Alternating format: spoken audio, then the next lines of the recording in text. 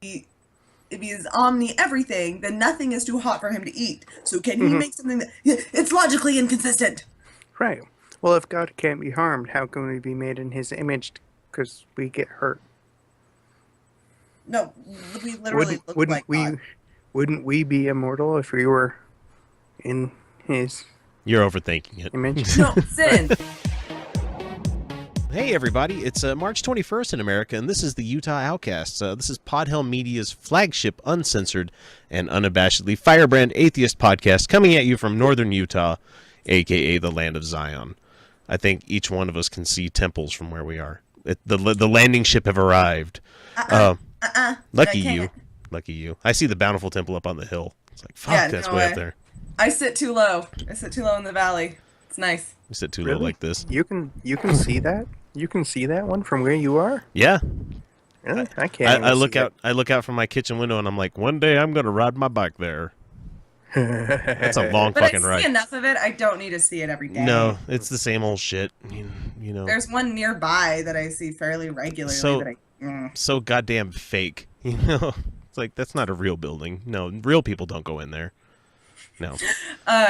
William found one of those hidden the hidden camera videos from the temple, and he'd never watched them. I'm like, this is creepy fuck. This is creepy as fuck. Like you've been warned, right? Yeah, and he started watching. He's like, dude, and mind you, oh God, hear the words from my mouth. Oh God, hear. Watching the baptisms for the dead, and then there was yeah. another one where they're wearing the aprons. Yeah, and he was like.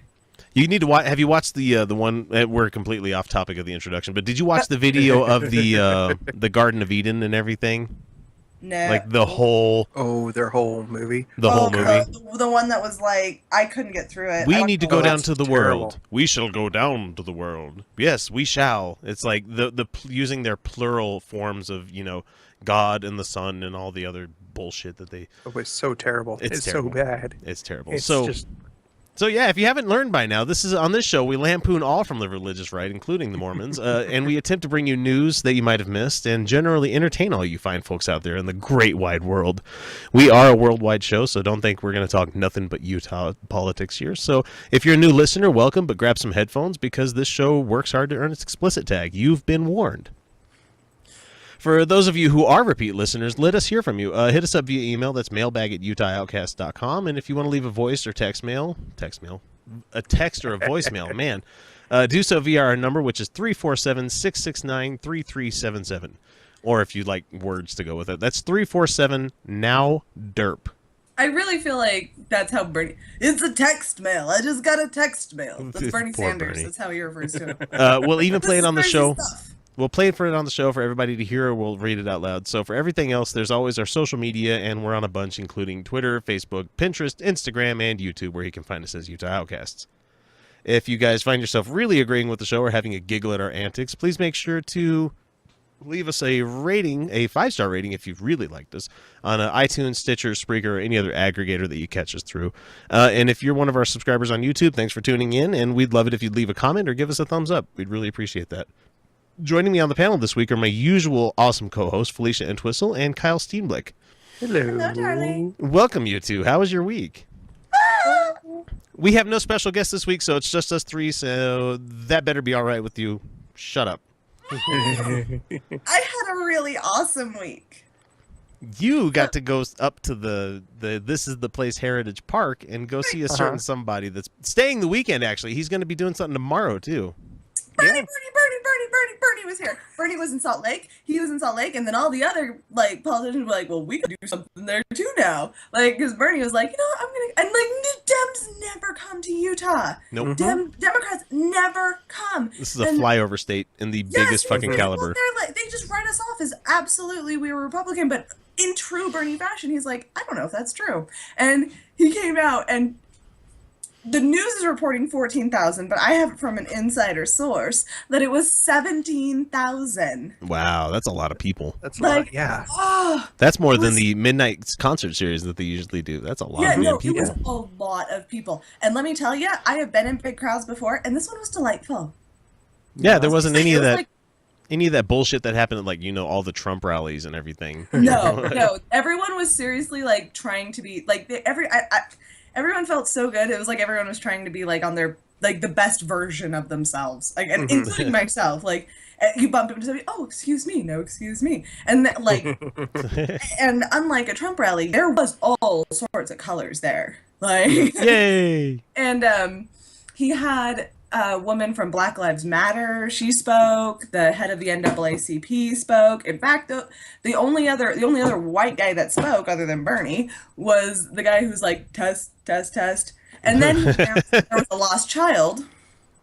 Oh. Oh my! Like, yeah, there was a lost Yeah, child. at the Trump rally, that kid would just be sold to the highest bidder behind the stands. You know. And everyone was like, oh no. And he's like, we don't have the description yet. And then the Black Lives Matter woman gets up, and she was awesome. And she's like, oh, and he is wearing this and this. And then all of a sudden from the side of the crowd, we found him! We found him! Like, yeah, that was like it. And seriously, like, getting out of there, you know, leaving huge events, like, it's a pain in the ass, and people are like bumping. Oh, yeah. No. We all just merged. Wow. Like we were cooperating, like, well, we're all going the same way. Unlike all the traffic and shit on the freeways here in this state. Even in cars. Even in the cars. You go, I go, you go, I go. There was no ego about it then there. There was none. Everyone's like, no, please go through. And like at one point, as I was leaving, my sister and I actually went up Emigration Canyon instead of down the same way everyone else was going. Yeah. Mm-hmm. And so I was turning left. So this guy saw that I put my blinker on like a decent human being, and he goes, oh. So he like backs up his car as much as he can, just enough for me to get through, and then he watches the traffic for me because I can't see it properly. Wow. Waves me through. Seriously, you guys? That doesn't happen. That doesn't happen in this state. No, Nope, this it doesn't doesn't happen. Unless it's a Bernie rally. I'll tell more at the end of the show. How's that? Because I could just go on. It's been amazing. It's been amazing. Kyle, what about you? You've been up to anything for this past week? Oh wait, I know what you've been up to. I follow you on social media. I know what you've been up to. You had a long Friday. Yeah, I had a very, very long Friday. It was worth it. It was a lot of fun. With the Nerd Dome podcast, we binged, Also on Podhell Media. also on Podhell Media. Check us out, podhell.com. We binged the entire season 2 of Daredevil in one day. Yeah. Woof. Wow. It's worth it, but yes, like you said earlier when we were doing the pre-show, you can't talk to anybody about it because not many people have done that. Yeah, no, I can't talk. I ask her, hey, have you watched any of it? Yeah, I'm on like episode 3. I'm like, fuck. I'll watch it. Son of a bitch. Yeah, it's so hard because at this point, when you watch a show like that, when you binge it, you can't even really clearly remember exactly what happens in which episode. No, because it Which is just why merges I rewatch together. Doctor Who so much. Yeah. But as I've seen the first 2 of it, John Barenthal is the Punisher. I liked Thomas Jane's Punisher.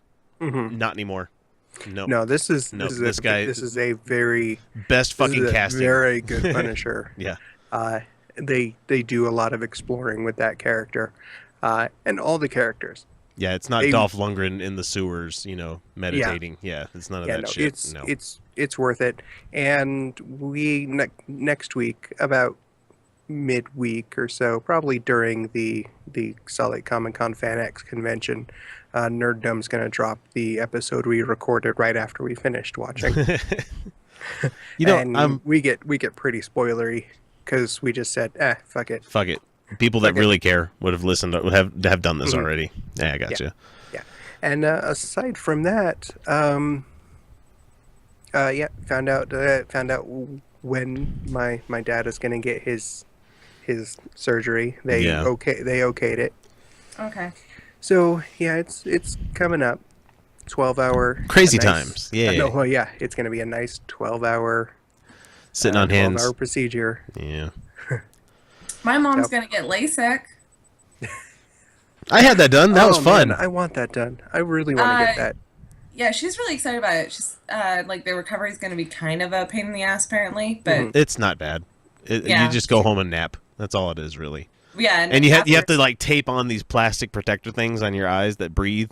So Like it's like wearing a pair of goggles when you're sleeping because you don't want to accidentally rub against the corneal flap that they make.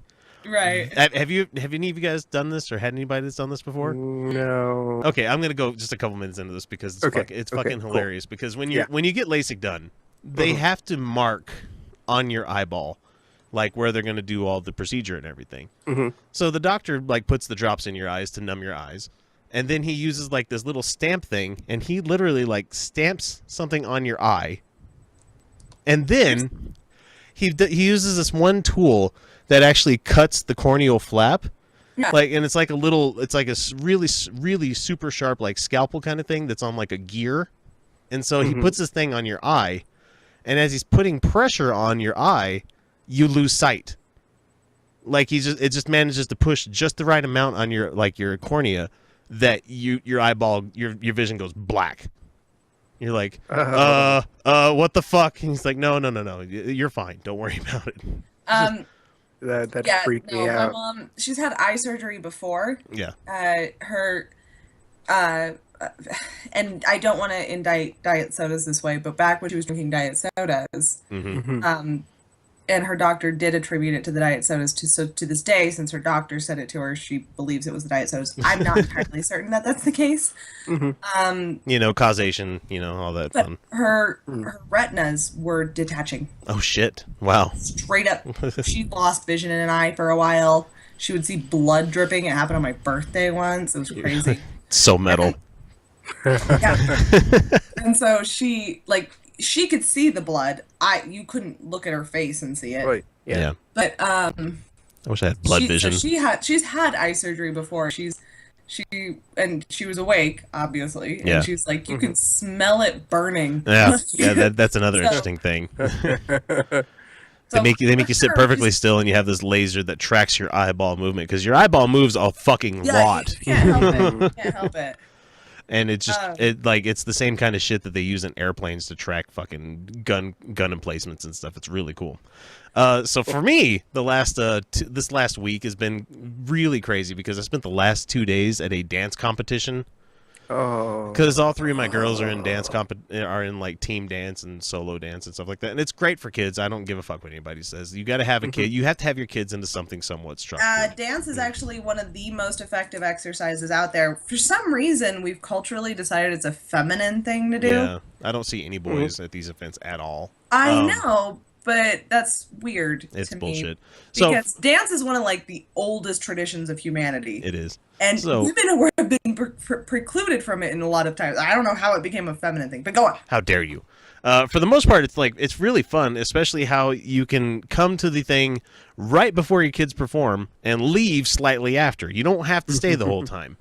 Except my wife had to stay the whole fucking day on both days because my kid wanted to get her trophies, because it's one of those things where every kid that performs gets a trophy whether they place or not, but she actually placed in things. And so they didn't do trophies on Friday until 11 o'clock at night. Oh. And so she didn't get home till almost like 1 a.m. Oh my god! And this is like a lot. I mean, there's a bunch of like bigger kids in it, but there's a ton of little kids that do this kind of thing, and they're forcing these kids to stay up so fucking late, and it's wrong, man.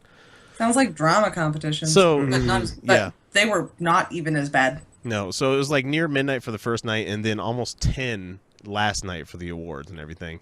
And some of them are actually you need to be present to get your award kind of thing. It's fucking dumb. So, but let me tell you, there's cultural appropriation fucking everywhere. Oh, yeah. And I'm not a guy who easily gets offended by this kind of stuff at all. I mean, but it was like damn near levels of like stereotypes, like what's the movie? Blazing Saddles levels of like stereotypes. No. Yeah, it was pretty bad on some of this shit. There was one kid dancing in particular. I need to bring this one up because she came out on stage with her dad in uniform, in his military uniform, and she was wearing like this star-spangled outfit that she was wearing. And like, this dance is for her dad, blah, blah, blah. Like, they salute before they do the dance and everything. And I'm not making fun of people in the military because I have a lot of love for these folk. But when it becomes jingoistic like this, that's when I start. Yeah. But so they like saluted, and then the dad walked off stage, and everybody's like, "Yeah, America!" You know, it really sounded like that. when they were leaving, and then she starts dancing, and she starts dancing to Bruce Springsteen's "Born in the USA." Oh no, wrong song. No, Yeah. yeah. That's Sorry. a song. I look That's at, I not look over actually it, and I'm song- like, that's not actually a song about how awesome America is. no. Really stop. And it was like it was Bruce Springsteen, but it was like must have been a live version from like a recent concert or something, because you know when they put you on a plane and send you to a foreign land, put a gun in your hand, told you to fight the something man, the Arab man. So it was like Afghanistan, like kind of war thing. Yeah. So it was like, fuck, man, you guys did not listen to the lyrics at all when you did this shit. No. Wow. No. And I'm not a guy that listens to lyrics a lot of the time because I like the melody and everything, but just woo, you don't want like a guy coming out and like saluting and dancing with his kid, and then they'd be like, the government fucking hates your troops. Yeah, that's not something you want to have out there. I just thought it was really fucking hilarious. Because I have to find the horrible humor and shit, because that's just how I work. So when I was in dance class in middle school, we had a performance, and we did a Shakira song where she culturally appropriates. I'm not gonna say this is a really egregious one. Tonight and my hips don't lie and it make me feel. Yeah, that's a terrible song. This was one that didn't get very famous, but I fucking loved it because it sounded like music from India, like Bollywood. So it is a bit of a cultural appropriation, but since that's more of their pop culture, I don't take it as seriously. You guys caught the video. Maybe I'll put it on YouTube for one of you guys one of these days of me singing along to that one song that was playing, where like these girls came out on stage and they were trying their hardest to make themselves look Asian, like chopsticks in their hair, and they did like eye makeup that was a certain way, and they were like sucking in their cheeks so their lips stuck out a little bit. And they came out on stage with their hands like this and everything, and they were like bowing and stuff. And they're playing a shitty pop song from a I can't even remember who did it, but it was a terrible song that was like featured in Dance Dance Revolution. And I'm like, yeah, sadly I know the lyrics to this song. So Dude, are you serious? Man. it was just everywhere, and nobody thought anything of it. I'm just like the guy in the audience going, what the fuck is going on? That is a goddamn perfect example when I was trying to explain to the fella and his roommate cultural appropriation. And I was like, and it's so often mockery and theft without any respect to the actual culture. And I'm like, man, this better be like a... And I'm like, oh my god, just pay attention. This had better be like something from The King and I, for the type of like bullshit that you're putting on here. But no, it was a shitty Eurodance trash song that came out about samurais. It was just like, at that point they might as well have just been dancing to I think I'm turning Japanese. Oh man, I would love the Vapors. I think we'll open the show this week with the Vapors. That's all your picture. That's all your picture. Let's see, since we were talking about India there for a second, she brought up India. She invoked India. I get 30 seconds, you know. Okay. So, Mother Teresa. I was saying was, the teacher did like she told like her dance was very sort of Thai, like she did the very hard lines, but the song was very India Pakistan belly dance, which I'd actually studied, and I got accused of being a slut because I'd studied belly dance, you know, an actual dance style from another country. How dare you? And so I auditioned for a solo piece based on my own choreography in that performance, and I got it. And yeah, but I was the only one who'd actually studied actual like Indian dance moves. Yeah, because the hand positions mean stuff, you know. Yeah. Well, no, not in belly dance. That's in Bollywood stuff. I'm thinking dance, of so where they do stuff like this. Yeah. And yeah, those are part of the storytelling. Belly dance is very aesthetic. It's about the shape of the body and stuff like that they're doing. I think me and Kyle could be belly dancers. Not really. No. I love not unless you're talking about that funny one where you wear the big oversized hat. Oh, we should totally do that. That'd be awesome. Paint the face on your stomach. That'd be I great. could do that one. That would be funny. I seem to remember a Simpsons episode where they did that. I'm not sure though. I've had a love affair my whole life with the like Ottoman Empire, with the dance styles and the culture there. So I've actually studied it, hence how I learned henna. And so like I would study like the actual hand motions and how to actually do the dances and stuff like that. And so I was the only one, and they thought it was slutty. Well, Because poo there's on hips. them. There's a lot of hip movement. And yes, I was in middle school, and to the Western mindset, it looks incredibly sexual. How dare you? To me, it was beautiful. I thought it was fascinating. Gorgeous dance. So we're going to move into our news you missed segment, and like I said, we did have the name of India invoked there, so we're going to talk Mother Teresa for a second. God damn that fucking bitch. So as of September 4th, she will be a saint. Okay, you know what? I don't give a shit. Sorry. Yeah, no. Yeah, who cares they that you? saints over mythologies all the times. Yeah, just go ahead and induct somebody into your Hall of Fame. Right, They make oh, everybody a she's saint. Great person. So fucking what? They misrepresent her life. They did Joan of Arc too. Make all the popes saints. It doesn't fuck it. It doesn't matter. I just think it's fucked up that somebody who thought that suffering brought you closer to God is being reviled as like some fucking saint.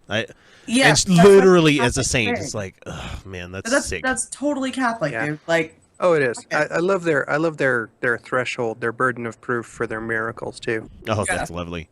They just need like 4 or 5 people to say, yeah, yeah, that was a miracle. No, that I saw it. Yeah, it totally happened. And so she had, for people that don't know, I think Christopher Hitchens made a really good book about her. I haven't read it myself, but she had 517 missions in 100 countries at the time of her death. And every single one of them, the majority of them, said that their patients were not cared for properly. No, they weren't. With many being left to suffer and die without appropriate medical care or pain medication. She would purposely withhold pain medication. In fact, often all they offered was ibuprofen. Yeah, and she misused a whole lot of money that was donated. And what's really fucked up is that, when she started having problems of her own, she didn't go to one of her hospices. No, she flew her happy ass to Western medicine. Oh, yeah, yeah, she did. She did. And then condemned God for not showing the fuck up. No shit, bitch. Yeah, I love how she was essentially atheist, Yeah, she didn't believe. She completely lost faith. Yeah. But I lost faith, but I'm still gonna fuck over these people that can really use some help. And so, she thought that it was better for them to have faith. Blech, God, that bitch. No, fight harder to live. You know what? But seriously, at the end of the day, of course she's gonna be a fucking saint. Of course she's gonna be a saint. She was famous to the Catholics. Like, what are we gonna? This isn't really. We don't really need to condemn Mother Teresa anymore. What we need to do is just say, yeah, the Catholic Church fucking lies constantly. Yeah. No, she's dead. She can't hurt anybody else now. Well, except people could do things in her name. I love that. And they'll start carrying around stupid fucking medals and hanging them from their rearview mirrors. I wonder what she's going to be the patron saint of. The patron saint of motherfuckers. There you go. Patron saint of suffering. The patron saint of chronic pain. The patron saint of cockbiters. The patron saint of There's a deadly t-shirt. But treatable illnesses. Yay! The patron saint of atheist being an asshole. There you go. the patron asshole saint atheist. There you go. The patron saint of anti-vaxxers. So Christopher Hitchens, he did indeed have a book written about this, and he had quite a bit to say about her. And I can't even bother to do the British accent, so I won't even try because it became more of a Charles Winchester kind of accent later in his life. Mother Teresa was not a friend of the poor. She was a friend of poverty. She said that suffering was a gift from God, and she spent her life opposing the only known cure for poverty, which is the empowerment of women and the emancipation of them from a livestock version of compulsory reproduction. Yep. God damn, Hitchens, man. And she was Hitchens also. I mean, Hitchens. He had his problems. Talk about the liberation of women, but he also was kind of a misogynist himself. So yeah, and she was a friend to the worst of the rich, taking misappropriated money from the atrocious Duvalier family in Haiti. You remember we had Papa Doc Duvalier, as Pat Robertson called him, whose rules she praised in return, and from Charles Keating of the Lincoln Savings and Loan. Where did that money and all the other donations go? Many more people are poor and sick because of the life of Mother Teresa. Even more will be poor and sick if her example is followed. She was a fanatic, a fundamentalist, and a fraud. And a church that officially protects those who violate the innocent has given us another clear sign of where it truly stands on moral and ethical questions. Yep. Yep. Man. fucking Mother Teresa. Yeah, she was a cunt, and the Not a Catholic good Church person. is just as cunty. And if anybody's looking for the article where I pulled this from, it's from pathos.com. It's Dan Errol's blog. I read a lot of his stuff. He's a good guy. Try to get him on the show one of these times. I'll talk to Dan. He's got his name and number. Hey, Dan, let me know, man. Anyway, let's see. We have a bunch of people stopping over in Utah right now, especially Donald Trump. Oh, yeah. And we have Ted Cruz and and John Kasich came here too, which is really funny because Kyle, did you see the Solo Cup overpass sign that someone made for Kasich? I did. Oh, Utah, no, don't change. Instead of like "Welcome back, Elder" something, it said Kasich. When I was driving to Salt Lake the other day, because he actually came up here to Davis County to to the high school up here, and I'm like, yeah, he was at the high school just How many people showed up across to the his? street. probably I a don't bit, know. probably quite a bit, because we don't get people like that coming here. Yeah, A couple except for, you know hundred. how many people showed up to Trump, right? Thousands. No, No. I'm kidding. No, it wasn't Not quite that many. thousands. It was people that didn't like him. 1,400, Yeah, 400 of which were specifically selected to be let in. They are trying to change the narrative of their violent rallies, which have been a problem. So now they're regulating who can go in, and so they can no longer be violent. I'm waiting They for let The, thousand the, people vi- the outside. violence just happened outside. I'm waiting for Trump actually, rallies to no. be. I want these to start happening in beer halls. Please, please, can this just start be happening in beer halls? Where you start wearing the brown shirts and. The protesters outnumbered the Trump rally participants left outside, and not a single violent thing occurred. So, Man. There's stories going around of like rock throwing. Yeah, I heard about the rock throwing apparently. yeah, you've heard of that. That actually didn't occur. Oh, okay. Yeah, no, there were a couple of rumors here and there, but no, the police were there the whole time. They're like, nope, nothing happened. Oh, gotcha. They yelled at each other a lot. And so, anyway, Donald Trump's here, and he had a little quote that he said on Twitter the other day that made me just kind of giggle. He said, Mormons don't like liars. That's funny. That's true, because he's actually remarkably unpopular with the Mormons. Yeah. Yeah. I mean, they do. They totally do like liars, but not his brand.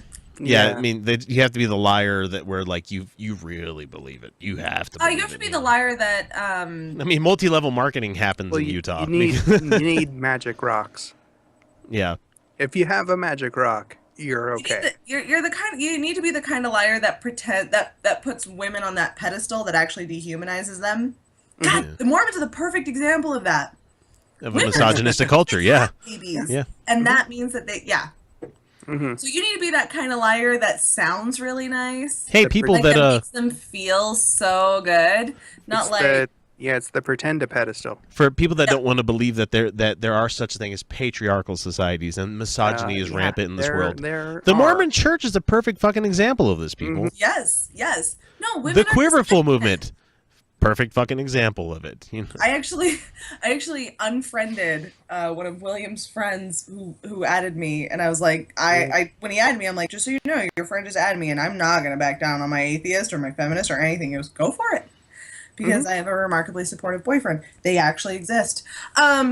And he goes, yeah, I've come to a conclusion this week that I'm going to start putting more stuff on the personal timeline. I'm going to be. Go for it, dude. It's your fucking. I know, but I do it because of the support system for my kids. Yeah, I don't want that to mess up, But fuck it, man. Fuck it. You know what? No. Here's the deal. If they are going to deny a support system to your children, they're not because of that. They're not good people. Truly a support system for your children, and they will just foster a toxic environment for them. I've already had the God talk. These are the same people that where I've brought them up before, where I'm like, please don't talk about this stuff with my kids.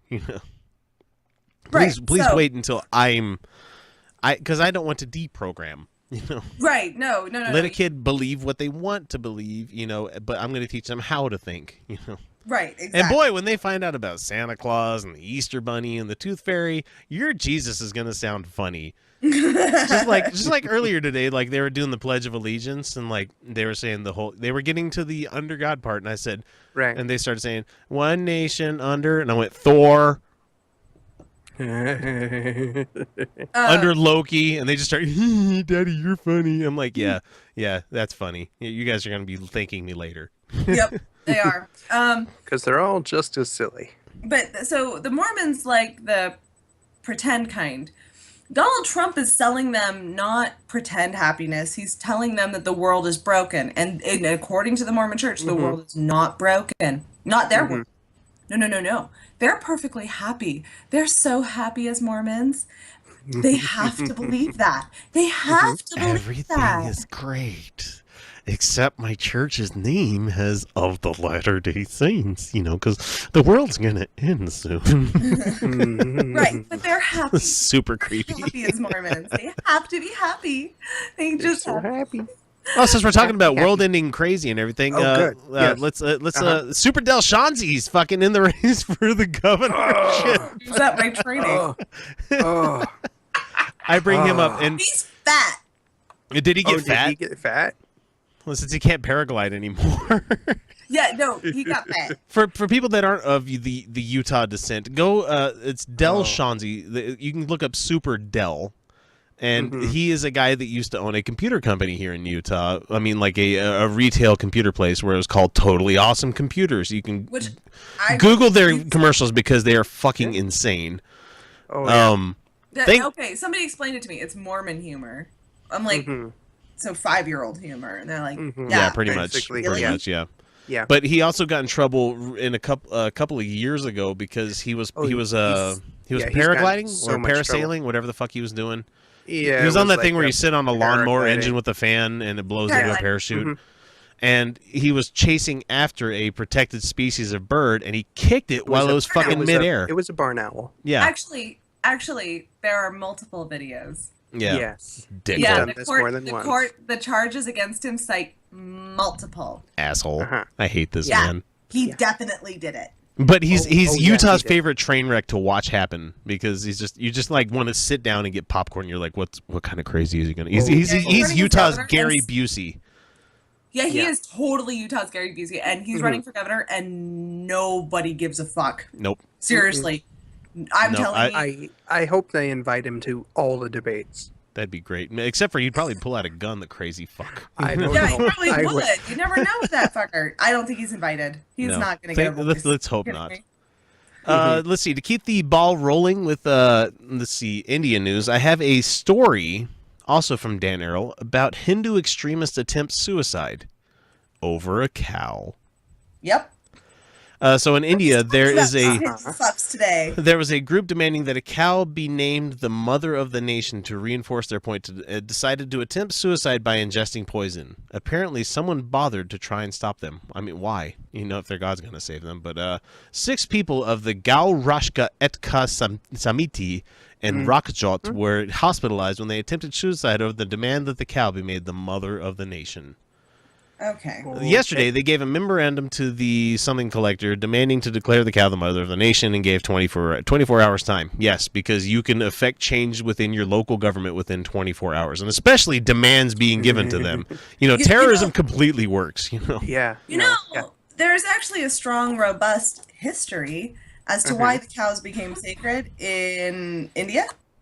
And that involves the very, very... Basically, there was a massive climate shift, and this is well documented. And at that time, cows went out of vogue in the Middle East because they became too hard to care for. But in India, where it became more lush, it became... cows became... Actually, no, they went through the climate shift too, and it became harder to care for them. But cows could easily be cared for, but killing the cow actually would put a family in poverty. What they got more out of the cow was cheese and butter and cream and all this stuff. Yeah. Yeah, butter, the other things that you get out of cows, and the cows could till their land. And I will say that ghee is fucking delicious. If you get some good clarified ghee, that stuff's good. Oh yeah, it is. I fucking love Indian food. I can't lie. Love me some Indian food. Hell and yeah. Pakistani. All day. All fucking day. Day. But it's the complete white guy in me talking, but I like naan bread quite a bit. But so families who ate their cows didn't last very long without having to ask for help because it's such a finite resource. Well, yeah, They you got much more out of the cow keeping it alive, hence it becoming sacred. It became a cultural thing where they're like a cultural wisdom at first. Don't kill the cow. Then it became a cultural sacred. Don't have a cow, man. Dogma. Mm-hmm. So, no, you get more out of it by keeping it alive. Right. Yeah. That climate in that area. Because you go up way north to Europe to where you get your Switzerlands and your Goudas, your Hollands and stuff like that. Your Northern Europe's where they do the big format cheeses. And this is big format. That's awesome. They're actually called large format. Large format cheeses. I'm thinking like 5 1/4 discs and stuff, but IMAX. That's where you get your IMAX cheeses. 40 to 80 pound wheels of cheese. Okay. Fuck yeah. And I know I'm going back to cheese again, but this is actually a really good example. The cows were not so hard to care for. Oh, hang on, Felicia. Hey, all the haters out there, Felicia's going to talk about cheese for a second, so shut the fuck up. Fuck you. This is actually really culturally relevant. Cheese is delicious. Go fuck yourselves. It is. But the reason that they were able to do that is because of the massive climate shift where the Fertile Crescent was no longer so fertile, and India became good for certain things, but not for large herds of cows. Like call centers. Northern Europe became really good for large herds of cows, and it became cost prohibitive, basically, to care for goats and sheep in large herds, which is why you don't find as many goat and sheep milk cheeses up that way. So they were able to produce enough milk to make these 2,000-year-old recipes for cheeses, and they killed a lot of cow, and that's why you'll find beef is a common foodstuff in those areas. Pigs too, because pigs can survive that way. They could after the climate shift. I have to ask you guys, what's your favorite? Anywhere. And I know we're meat eaters here, so if anybody's not a meat eater, I'm sorry if we're going to go into this topic. But what is your favorite type of meat? What animal makes your favorite meat? I'm a pork guy. I love pork. You're not gonna like my answer because it makes me feel really bad, and it's super. I feel super guilty for it. Horse? It's veal, isn't it? It's lamb. Oh no, there's nothing wrong with that. No, You should not feel guilty about that at all. It's my favorite. I love it so much. It's delicious. It is so good. But I just like pulled pork. And I love pulled pork. I feel bad. I love me some carnitas. I will eat the baby sheep all day long. It's so good. I fucking love lamb. I love it so much. Yeah, lamb is quite delicious. Okay. So the next time we're gonna have a thing all together. We'll have to do the rack of lamb. I'll make you guys a lamb curry. Yes. Well, me and Carly will make you guys a lamb curry. You're my heroes. We'll have the show at Kyle's house next time. Because we love you guys. There's nowhere to do a show here. we seriously do not have the room to accommodate people in this house. Oh. Let's see. We have time for one more story, and it's not going to, unfortunately, be Marco Rubio. I'll just let you guys know that he's rage quitting the government after this term is over. He totally rage quit. Is he rage quitting the government or just running? Well, he's saying that he's rage quitting, but he doesn't really have any other fucking options. He doesn't. He's not rage quitting. He worked his way into a big, gigantic corner before he realized no one likes him. Yeah, and he can't even run. He's not running for governor. He's not even trying to get a seat back or anything. Yeah, he's just terrible. Yeah. Dummy. You're dumb. So I don't know if one of the best posts that we had this week on the Utah Outcasts Facebook page is that we had the genocide and incest park that the tri-state free thinkers came up with. Tri-state meaning Ohio, Indiana, and Kentucky. And they came out with a billboard that was making fun of the Ken Ham's Ark experience, calling it the Genocide and Incest Park, celebrating 2,000 years of myths. So Ken Ham took umbrage with this. Yes, I used that word again. Fuck you, people. You nitpicky people. About the word umbrage? People just like, there's some people that are like, you use that word every episode. I'm like, shut up. I have a $5. I had that word on load. It's a good word. It's a fun word. It's perfectly descriptive. They took umbrage with it. Fuck umbrage. them. Yeah, I know. There are nitpicky people in the world. There are so many people that pick nits. You know what? Well, You know what? I you say can't- darling a lot. I call Hey. people I care about darling. All Hey, the for time. the people that love the show, there's a reason I ask you guys to give us good ratings because all we hear about is negative stuff most of the time. No, Yeah. that's people though. Dude. That's people in Like general. at the end of the Yeah. day, You know, the fact that they're that's- saying anything makes me feel good because I'm like, obviously I'm doing something right. So, hate is gonna hate. Hey, Like no. I mean that can be used in like. Really cultural appropriation. Yeah. But at a certain point, no, You can't seriously. say that. Sorry. No. Sorry. Okay, they took umbrage because that was the correct pronunciation. There you go. Move on. Own There you go. your whiteness. Thanks, Whitey. Hashtag thanks, Whitey. Let's see. So Ken Ham is pissed off about it. Yeah, there you go. I'll use the 50-cent word instead of the $5 word. He's mad. He done get mad. He takes issue with the thing, calling the park a tribute to genocide and incest. He says, quote unquote, how can atheists who have no basis for any absolute standards accuse anyone with such a moral judgment such as genocide and incest? Yeah, because, you know, we're using your guys' holy book. Didn't he have But a it's literal, whole, dude. Like, didn't he have a whole bunch of really bad grammatical errors in that post in that tweet? Yeah, too? the Yeah. clip that I see here, like, there's a whole bunch of sick identifiers and like sick. and like a whole bunch of stuff in brackets. So it's like, yeah, obviously the guy had to punch up the other dude's writing. So I mean, if you read it the normal way, you'd be like, hey, what that fucking mean? you know what's funny is even if a murderer calls you a murderer and you were a murderer, it's still true. Yeah, Mhm. you know. So even if atheists were so immoral, the book still describes genocide and incest, darling. Well, and he's Yeah. talking about, he's bringing up the stupidest fucking thing that he's been pointed out to so many times. He always brings up the stupid, you know, you don't have any absolute moral standards. Yeah, that's Yeah. right. There's no Us. such thing, you fucking idiot. Yeah, because there are no absolutes, Right. no absolute So- moral standards. It is all completely It is subjective. moral relativism, you know. Mhm.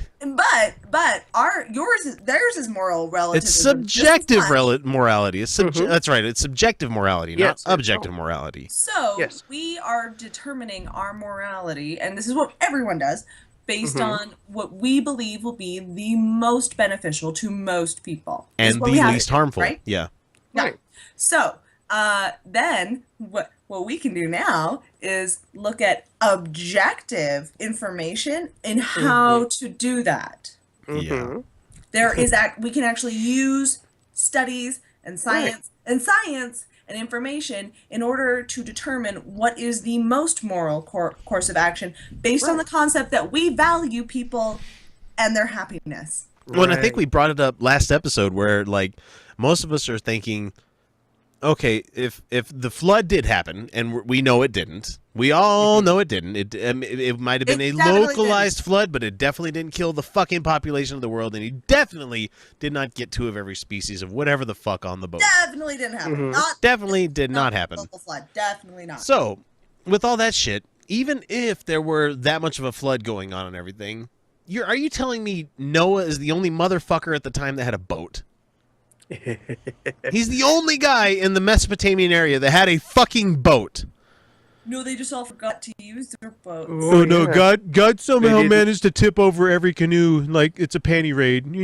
They didn't have enough time to get on their boots. They were going to the girls' side of the island. No, and, like, no. God broke physics, and Oh, yeah. regular boats wouldn't work, and the unfloatable boat, the Mhm. Ark, Yeah. is not. It was not. Oh, let's It not wouldn't have floated. let's okay? not also forget that the Ark apparently had one window, one ventilation window to let out all of the shit stink and to let in all of this nice fresh air. Yeah, no, that's not enough. That they would suffocate. They would have Well, suffocated. it's not God, because God just made all the animals not Just poop. not suffocate. He put Just them to sleep. I saw that movie. Nobody pooped. Everybody went into a perfect hibernation.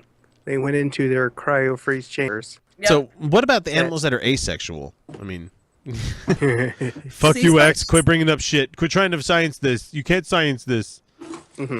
Well, you still need Yeah. two for Well, biodiversity. they also But did. They also did. but you can't have biodiversity with two of a thing. Yeah. Nope. But they also didn't. They also forgot to mention putting plants on So- the ark.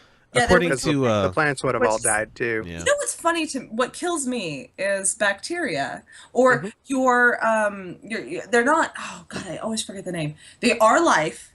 They are life, but they are not. They're not bacterial, and they're not animal. They're your lichen. They're your like diatoms. Huh? Like diatoms, like the little tiniest plants that you can get. Yeah. Yeah. They are alive, but they are neither plant nor animal. Nor bacteria. They're their thing. They're their own thing. They're a thing. And they're life. They have cells. But and they're absolutely entirely crucial to very many species survival. Like those aren't accounted for. I'm like, did you gather like 2 of each rock that has each of these different things? No, you fucking didn't.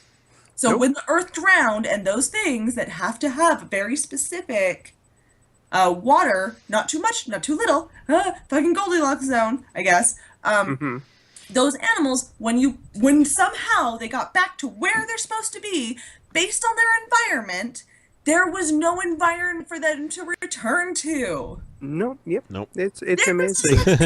Yeah, it's amazing that in this story they only happen to talk about the animals that they knew about that lived in that area. Yeah. They're not talking kangaroos, you know. Kangaroos don't show up there. Marsupials, not at all. Galapagos turtles, nope. It's almost as if they were just talking about farm animals. Emus? Were emus there? Were emus there? No, there were no fucking emus. Polar bears didn't show up on the fucking ark. Nobody described an all-white bear, did they? No. Penguins? The fuck you say? No. What about Neanderthals? You didn't have Neanderthals on there. Well, no, that's where they all went. I got another question for you. Dinosaurs. Oh, wait, it says behemoth in the Bible. It Where's geckos? Where's what? Did you just Gecko. call me an N-word? Geckos. Oh, sorry. Geckos. Oh, okay. Tarantulas. I thought she said the N-word for a minute. I'm like, what? No, No, she I'm said kidding. Gecko? Felicia. No. She said the G word. Oh, the G word. How dare you? That's a sacred word where I'm from. No, I'm kidding. But So, I'm just saying, like, there's some, like, incredibly, there are some animals that seriously only live within, like, a 50-mile radius. Yeah. Like, that's it. And it's a species. Nope. It is in and of itself. You went out and got them all. Every single one of them, a pair of them. Yep. Dummy.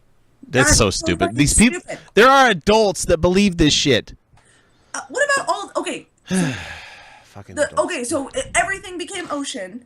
So let's just say everything became saltwater since that's most of the planet. Well, that's how we What got the about all Great the Salt things that Lake. can't live in salt water? Oh, well, you know, they were evil. But there's things that still can't live in salt water. Yeah, no, as far as I'm concerned, anything that lives in freshwater is evil. Because it'll Most kill things me. that live in the ocean can't live in a certain percentage of freshwater. So No, would assume that since it was rainwater and not salt water, then the salt water would be diluted, and therefore not enough salt water, and so therefore dead. Did they have tanks? Did they have a fucking aquarium? Do you remember the? Do you remember the Simpsons episode where he gets Pinchy the lobster, and he puts it in the fish tank with the other fish that are currently living in fresh water, and he starts pouring in salt until like one starts flipping over the other way, until like So both sets of animals are like both floating sideways. Like, yeah, okay, that's good. Yeah. Well, you know, it's really okay. I mean, you can't really argue with it because, you know, you weren't there. You weren't there. And you know what? We're never going to be there. So we're going to go to our first break. We will be back shortly with your Fun with Real Audio. It's just Kyle, just Felicia, and just X. We hope you're having a good time. We will catch you in a second. Okay, so we're back from our first little break there, and man, it's time for Fun with Real Audio. Oh boy. I'm glad I'm glad season 2 is coming up quickly. We will be able to do less this, more that, you know. Because or just more of this. It depends. A whole show of this, I don't think I could do it. Tell us what you want, fans. Yeah, let us know. Let us know, for real. So the first little video clip that we have here, actually audio clip because you guys can't see the video because I'm doing it right here on the phone, is we have Sarah Palin. God, why? Well, let's get the worst out of the way first. Let's go from worst to okay, can't say Wait, worst you to never first, but... you never start with the worst. No, because we know you. We know you. We know me all too well. So here we go, Sarah Palin. I'm not sure where she's speaking, but she's very, very angry at them darkies. She doesn't say that, but we know what she's reading into here. What we don't have time for is all that petty, punk-ass little thuggery stuff that's been going on with these quote-unquote protesters. No, I don't think you can. You can't quote unquote protesters there because they are protesters. Yes, they are in fact protest. I don't think she understands what quote unquote means. No, I would just assume that. Honestly, I would just. Assume But I would assume she's using that particular phrase to discredit the protesters. Right, but that's not They're what quote unquote protesters. I mean, she's not even doing the Dr. Evil funny quotes. It just, she wouldn't punk. Oh, yeah, no, she doesn't understand. Punk ass thuggery stuff. Thuggery. Mm-hmm. You know what? They didn't call Utah's protesters because they weren't mostly minorities. Yeah, They thugs. called Yeah, us. They didn't. Nope, they didn't. Well, Yes. they probably had a problem with it because I bet you most of them were Mexicans. But good job doing your best to discredit Oh, protesters. this is her at a Trump rally, by the way. So let's. Of course it is. We know what it she is. is. Yeah, we know what she is. She's a shill. She's still not the Who most. are doing nothing but wasting your time and trying to take away your First Amendment rights, your rights to assemble peacefully, and the media being on the thug side. What the heck are you guys thinking, media? What are you thinking, media? What does she think they're doing? What does she think They're exercising their First Amendment rights, just they like are. you're there to exercise Yes, your they First are. Amendment rights. They are not trying to take away your First Amendment rights If or anybody's First if they Amendment are rights. breaking the law, the cops will deal with them. What they are doing is they are all standing up in one place at one time saying, we do not agree with what you are saying and we very much disagree with it, and you are harming. Hey, guess what, Sarah? You are harming the country. You are harming the general good of the world. It's not illegal to say no in this country. It's not. It's not against the law for us to go, no, Trump, no, stop it. no, You're a bad no, Trump, that- stop it. no. totally legal? Nobody's threatening any just by people standing outside. Mm-hmm. And in fact, somebody even and I discussed this on the Left Show today with Jay and Bev. Mm-hmm. Oh shit, you've had a Somebody busy even day. going in there is not technically correct. Going in and causing a ruckus in a venue that the campaign paid for to say their thing is technically not correct. I think the best Yeah, protest no, you could do at a that's kind Trump of- that's event would be kinda to sit uncool. there. Would be to sit there quietly and not do anything. Well, that would be that 17-year-old girl that was shoved around and many Yeah. other peaceful protesters in those. Now, that is not abusing the space that they paid for. That's Yeah. not. If Trump's rallies were entirely people going in and not reacting as silent protesters, How glorious would that be? that would be amazing. That would be actually that would probably be the most brilliant protest ever. Yep. But that would not be violating because they were not disturbing. They would not be disturbing the They're not venue disturbing that or was interrupting. reserved. Yeah, they're not causing problems. They're Right. not messing up stuff. Right. Now the protesters in Chicago who went in and actively shut down Donald Trump's speech and rally Okay. and stuff, they are technically correct in that he's a racist and their message is technically correct. Yeah. But that is violating the spirit of free speech, even if it's not violating their right to free speech, because only the government is your right to free speech is only protecting you from the government. Right. Now they that was a bad thing. That was a wrong thing they did. I don't want to say bad. That was a wrong thing they did in that situation. If we actually look at it objectively, Right. the rest of the protesters, in like every other instance, nope, no, Yeah. no, No. incorrect. And it's just funny how Not Sarah. shutting down free speech because only the government. You're only protected from the government, and not ruining your fucking KKK rally that you have there, Trump. Right. And the rest of them shouting against you outside are not taking away your right to free speech at all, in any way, shape, or form. They are responding with their right to free speech. Now, the dogma debate with David Smalley this last week had an episode where Alex Jules went into the Trump rally. Right? And I was so close to buying that episode because I want to hear all the crazy shit that happened. Oh, but I did. but as I was listening to it, like when they were doing the part where the Japanese news came up and started talking to Zach, I was like, I thought to myself, because I was listening to this while I was going on my run, I'm like, how fucking great would it have been if I was there and they came up to me and they're like, 質問があるか? And I'm like, はい、質問がいいですよ. Just go back to it. At the Bernie rally, I actually got interviewed by the Japanese news. Oh, man, I wish I was there. I totally did. I wish I was there. Like, why are you voting for Bernie?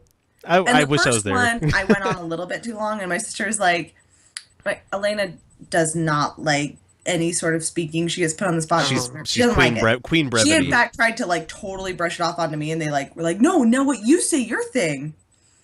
And so she did. She's like, I came for the free education and stayed for the free healthcare. And she's like, oh god. She's like, but apparently the audio was corrupted. Oh man. She was like, oh well, good. So they had me, and I did it again very succinctly. But yeah, I got interviewed by the Japanese news. So. Bane-san wa donna wa? I just would love to just start talking back to him in Japanese. That would be cool. That would be awesome. That would be, well, if it was at the so Trump great. rally, because it'd be just fucking hilarious. I would love that. We're not going to let Sarah Palin finish. We've got enough out of her. No, What are you doing, No, media? There's no reason to let her finish. Reason to let her finish because we're already 10 minutes, almost 8 minutes into this, and we got more to go. Yeah. So now we have Alex Jones. We have two of him this week, and I'm gonna intersperse him because everybody fucking loves Alex Jones. I kid you not. The YouTube people love this shit because Alex Jones is all over fucking YouTube, which makes you wonder, like, it's got to be owned by the Illuminati, you know? Why is anybody using that YouTube if it's all God. Jew banker owned, you know? Yeah. You guys okay with a quick blueberry? Yeah, go for it. Yes. Cool. Yes, Always. I am. Before we even So- get started with Alex. There we go. Oh yeah, we shouldn't even get started because you brought it up. Yeah. So I was driving to the grocery store with my daughter about a week ago, and just out of the blue, like completely out of the blue, from the back seat, she goes, "Dad, what's the Illuminati?" You're like, do I give her the brief answer or do I give her... Like, shit. Okay, hang on. I'll tell you what my first exposure to the concept of the Illuminati was, and it was Tomb Raider. All right. We had Angelina Jolie, the movie, and I was like, cool, the movie. mythological That thing movie. that doesn't really exist. Oh man.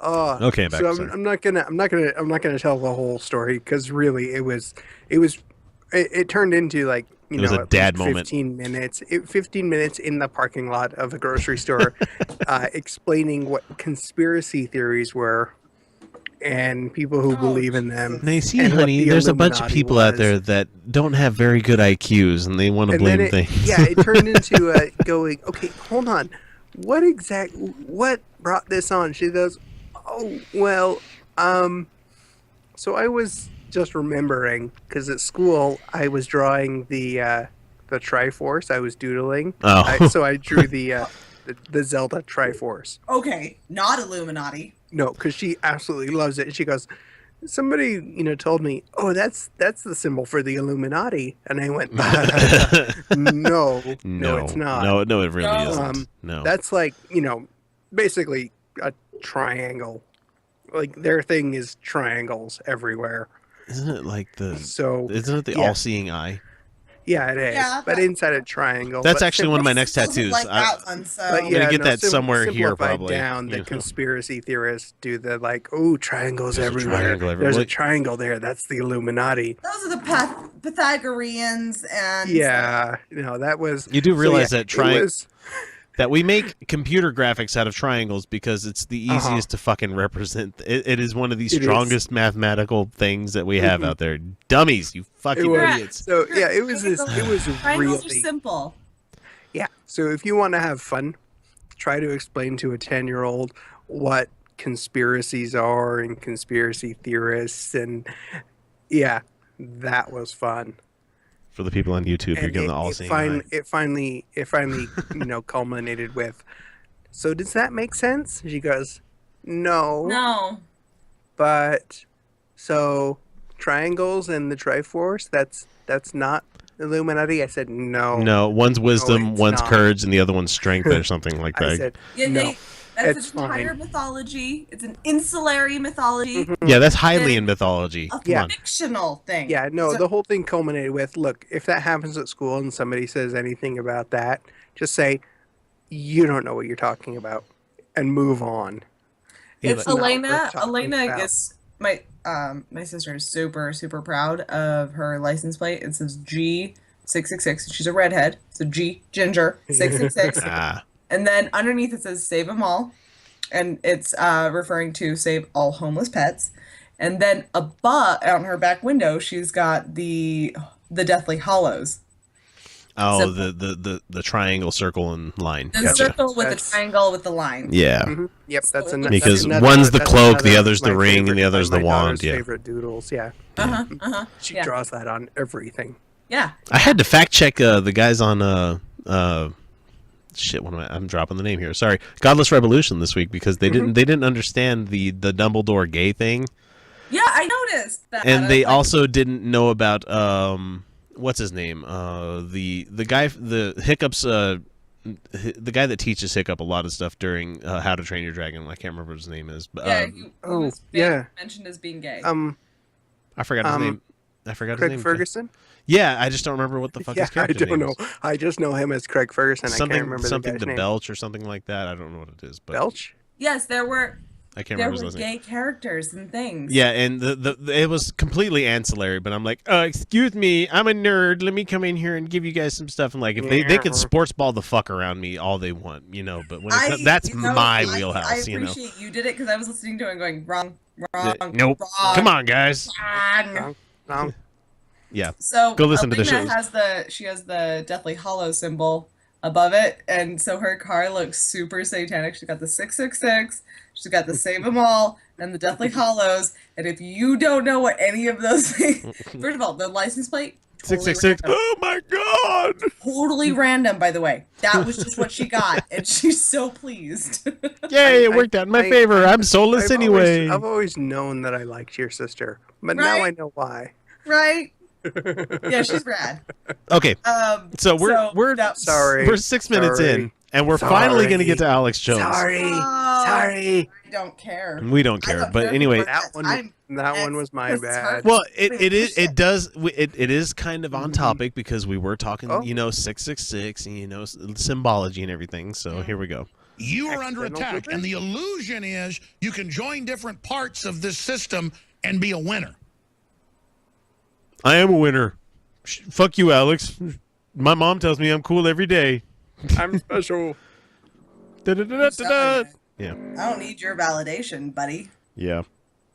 It is a metric, scientific, mathematical algorithm of tyranny What? that is extremely sophisticated that can even predict the future. Now, No. I told you that 18 years ago. That's been mainstream. hang on, Okay. hang on. Yeah. hang Pause on. it. We've got better audio now. I can actually let you Sorry. guys talk over this shit. No, So no, I didn't realize that tyranny was measured in metric. It actually isn't. it's measured in standard. Tyranny No, it's is a imperial. Tyranny is cultural. imperial. It's imperial. Yep. Oh, Hang on, somebody let me- better laugh at that. Let me go get my 930-second socket out real quick. Hang on, I'll be right back. Okay, Alex News for Jones, 2 years now. motherfucker. We know what we're talking about. No, you don't. We told you not having gut flora is the '1 cause of cancer. Now the federal government comes out with all the top research facilities and says, yes, it's true. No. No. No. It is not the cause of most or all cancer, you fucking idiot. Not even true. or any. They've known all along. They're targeting the gut. targeting the gut. It is a very small group. A few thousand people are in on the Stomach whole cancer deal. isn't even the most common form of cancer. What the fuck are you fucking talking about? You He fucking has fuck. no idea. He has none, no idea. No, he has at all. no. He has zero clue about what the fuck he is He's talking just about. talking. These are just the random words that have no connection to anything. Maybe I should like point my shit down and like have more shit splayed out on my desk like Alex Jones always has on his fucking video. I've got papers. I got know what I'm papers that talking that about. heirs to Oh my legitimacy. god, Kyle, you totally looked like Men in Black when the alien got his face off right then. Is that better? Yeah. Vincent it did. D'Onofrio, yep. Yeah, it was, Okay. it was awesome. I was going for the And Bundy through look. compartmentalization, they're rolling it out. And so it doesn't help us if, let's say, all 2 million police in the country got shot in the back of the head.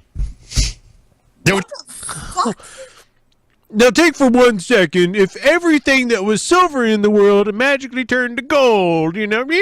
So he's just stringing non sequiturs together he until really is. until it makes sense to him. be anarchy and all sorts of problems, and they just bring in foreign troops. Before you talk about No, they wouldn't bring in foreign troops No, to they'd replace hire more cops. Police officers. They'd hire more police officers. What the fuck is he talking Okay, about? if every cop, and I'm not saying I want this to happen, not saying it would happen, and this is exactly what he's saying. If every cop were shot in the back of the head, Which is not going to happen in no. you have Okay. National Guard, you fucking idiot. Yeah, no, we do. And then Yeah. they would hire more police officers. Yeah, But they'll you get know what? peace officers. They'll be like, hey, we'll get people that are. I mean, if I had no cop around, I would try my best to maintain fucking order. Yeah. Seriously. Unless I yeah. knew it was the apocalypse, it and would. I'd be killing But you know everybody I what? knew. I would wager if there were some force, let's say Is this Jesus? the Hand Oh, okay. managed to take over, The Hydras. and if it were Hydra or the Oh, Hand, you did not just one of fucking them- drop a spoiler, Kyle. Fuck you, man. I don't know what you're talking about at all. But let's say they came in and took over and managed to kill every cop. I'm pretty sure that they would just install themselves. So you know what? Martial law. Martial law by mystical ninjas. You dick. I knew they were. There's They've been not talking about it from another- since from season another 1, so dimensions. I'm not. From another dimension. Yeah. Not enough liquor. killing people, Just from another you better dimension. talk about educating them. And if you come over Please all creepy, do. you come over all angry, you come over all weird, they're not going to listen. But if you come over with light in your eyes and say, listen, there's a globalist takeover, here's the plan, people listen, they know the truth. No, they don't. So all I'm saying is I'm trying to save humanity. I'm trying to have a future for my kids. The globalists are building a world. Wait, someone actually cared enough about Alex Jones to fuck him? What? Probably. And Spawn? Darling, Yeah. you do not want to see some of the people I've fucked. So people Yeah, make bad no. decisions. Don't judge. No, but They I'm do. just saying, like, someone spawned with him. I mean, I'm not talking about fucked because people can fuck whoever they want. you know? No. He doesn't do that. He doesn't do that. What he did is he shot a good load over some eggs and got a kid. Oh, so Reptoid kids. Okay, gotcha. Yeah, pretty Yeah. much. He is one of the reptile people. Yeah, you could see it with the shifting eyes that he has going on. Mm-hmm. in their own words, where normal human life is over. It's a total revolution against the planet itself. The fuck? All right, fuck you, Alex Jones. You're No, fucking that's- crazy. that was this Wait, hang on. Is he talking about the Chitauri? Or Yeah, the Skrulls? Loki's coming to take I'm over. really confused. Who does he think is taking over? Is it the Chitauri, the Skrull, or the Hand? I don't know. Could it be? I don't know. Does he read Say- too He many doesn't realize that comics? comic books are He reads not, too he many doesn't realize comic comic books. are fiction, does he? No, he doesn't. Man. Thor thinks is they're not real. a real god, Alex No, Jones. he Captain America is not real. Yeah, there's no guy. No, he is Actually- Captain America. The real American. He's got a He probably- vibranium shield. He's probably one of those guys who walks around saying "Hail Hydra" just in case. Doing the double arm salute thing. Yeah. He just says it to everybody. Hi, He how just you whispers into everybody's ear, "Hey, how's it going? Hail Hydra." doing? Hail Hydra, just in case. That's I don't know amazing. what we're doing here. Pat Hail Robertson. Hydra, praise our reptile lords. Pat Robertson. Here we go. I fucking hate you, X. Well, if Republicans cave, they can kiss the Senate goodbye because the No, I think they can kiss the Senate goodbye already. Oh yeah, because we're gonna. Bernie's political revolution involves voting in the next 2 years, guys. Yeah, not just Midterm this election. elections. Don't Yeah. you fucking let this die. Don't you fucking let this die, liberals. Can I say how fucking angry I am that I can't caucus this week? Vote, vote, vote, vote, vote, vote, vote, vote. I'm serious. I want to so fucking bad, but I cannot. And it's Look, not I can't it's not either, I don't so- have time for it or anything. It's literally I am locked into my job so hard that I cannot take a night off without causing a security violation, causing me to get fired. You know? Yeah. Yes.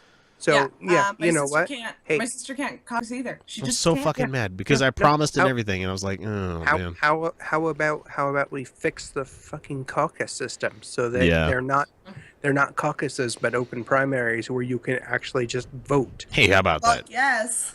I don't. on I, your but own timeline, But even the- if it's just during one day. we had that whole count my vote thing that the government, the Utah State Legislature went, oh fuck, they're gaining traction. Well, let's hurry up and concede some points, and then we'll just pull it away a couple of years later, and that's Yeah. what they're doing now. So Yeah. No. Yeah. great. Oh well. people who support them and vote for them want them to hold firm. This man, this one judge, could vote to say that the Second Amendment is not a personal right, but it has to do with a militia. And Okay. if gun... Sorry, You X, don't like the fucking What? amendment Like it says. in the You Constitution. dummy. X, Yeah, X, yeah. give me some fucking context here, man. What the fuck is this madman Okay, rambling so- on about? Yeah, no, he's talking about the Supreme Court appointment and The Republicans how- are blockading it, right? yeah. Right, Mhm. right. And so Okay, he's praising the so Republicans let's for back this. up. Back Okay. up. Please introduce this clip. because Sorry. you didn't. No, I'm sorry. I went Pat Robertson, and here you go. So Pat Robertson is all for the GOP blocking any kind of confirmation or any kind of vote on the Supreme Court course he nominee is. because he tends to think, like everybody else, that if we happen to have a majority that's not in the religious people's favor, the world's going to fucking end. Which is not a thing Of course that it exists. is. Yeah. And Obama nominated Garland, and they said, nope, we're not going to do this. Even if you dangle this nice piece of meat right in front of us that, we said that we would vote for if you offered it to us. No, we're not going to do that because we're a bunch of assholes. Yep. We're a bunch of obstructionist assholes that can't do our fucking jobs. Yep. And so that's the reason the Senate's going to lose all those goddamn seats this year. That's the reason that we're going to have another liberal president. And that's the fucking reason that we're going to own all three houses at the end of this voting session. Seriously, go out and caucus and vote for Bernie, for fuck's sake. Okay. Although I really feel bad. I really feel bad for this guy, Garland, that was nominated. Yeah, because he's just a chess piece right now. Oh, yeah. He's a really, really good guy. He really is. And I feel really bad that he's fair. He's super fair in most of the judgments that he's made. Yeah, he is. He's a really good guy, and he would make a really good justice. But he's just kind of getting fucked over. Yeah, he's being played. He was so honored to get nominated for the Supreme Court, and he fucking cried over it, and he's not gonna get it. That sucks. Yeah. Well, I hope they cave. Well, really, I mean, that's the only way any of them are going to wind up saving their seats. No, yeah, because, I mean, even if when we get another liberal president in there, there's going to be a couple more spots opening up pretty soon because Roberts isn't going to be able to do this forever. And No, a lot of them are getting up there in years. I was expecting the notorious RGB to kick off. Yeah, Ruth Bader Ginsburg should have been done very soon. I think she's just holding she's on. Holding out. It's like sheer willpower right now. I might actually cry when Notorious RBG dies. I heard she has a hollow leg, though. I heard she drinks like a motherfucker, though. I heard she. No. I'm not saying anything against her. I'm just like, that's a talking point for me. And be like, if I could go get drinks with Ruth Bader Ginsburg, that'd be fucking awesome. Oh yeah. Oh yeah. Oh yeah, How awesome it would be to pick that lady's brain. Jesus, that would be so awesome. I bet she's fucking awesome. She'd tell you A stories. hero of mine. I Thank you very bet much. I bet she swears like a motherfucker. Oh, yeah, that'd be right? great. Oh, right? I bet she's like fucking foul. Oh. Oh, that asshole Scalia. Oh, so many times he tried to put his dick in my face and be like, whoa, No, I'm drinking with Apparently the two of them were like best friends. besties, yeah. They were like super tight. Oh, yeah, I mean, because you can get along with the people that you don't agree with at your job. Oh yeah. Shit, I'm living proof of that. Fuck, this last week, I have a story for you guys later for that one. So let's let Pat Robertson finish here. Ownership deals with the militia. That means that every person in the nation who has a firearm would be at risk, and this is a major issue. Second Amendment says a well-regulated militia Yes, it has does. fuck all to do with individual There's rights. a semicolon. There's, but if you All also right, no. Chill. Hold on. Mhm. Chill your smug liberal brains for a second, because I okay. and I am. No, I can't. No, I can't do that. No, I'm just kidding. There was a semicolon. They seriously were. The founding fathers were seriously talking about everybody should get to own a musket. And that's true in essence, that a musket is not going to cause mass damage. They weren't anticipating semi-automatic pistols. That wasn't a thing. That wasn't a thing they could even imagine at the time. No, they were also not thinking about having a standing military or police forces. Exactly. That was the law enforcement and defense of the state at the time. Right. Now, I want to be perfectly clear here. There are places in America where police are 20 minutes out at best. Look at Alaska. Okay? There's parts of Utah where it'd be that way too. Yeah, there are. And so one can understand why one would want a gun as home defense. Now, pistols, in that situation, still not the best. You want a rifle. I'm okay with a rifle in this situation. I'm okay with cricket bat. What most don't really understand is the Second Amendment was written as not personal defense, but social National defense. Right. It was a social defense. It was defense of your community, right? Not you or your household personally.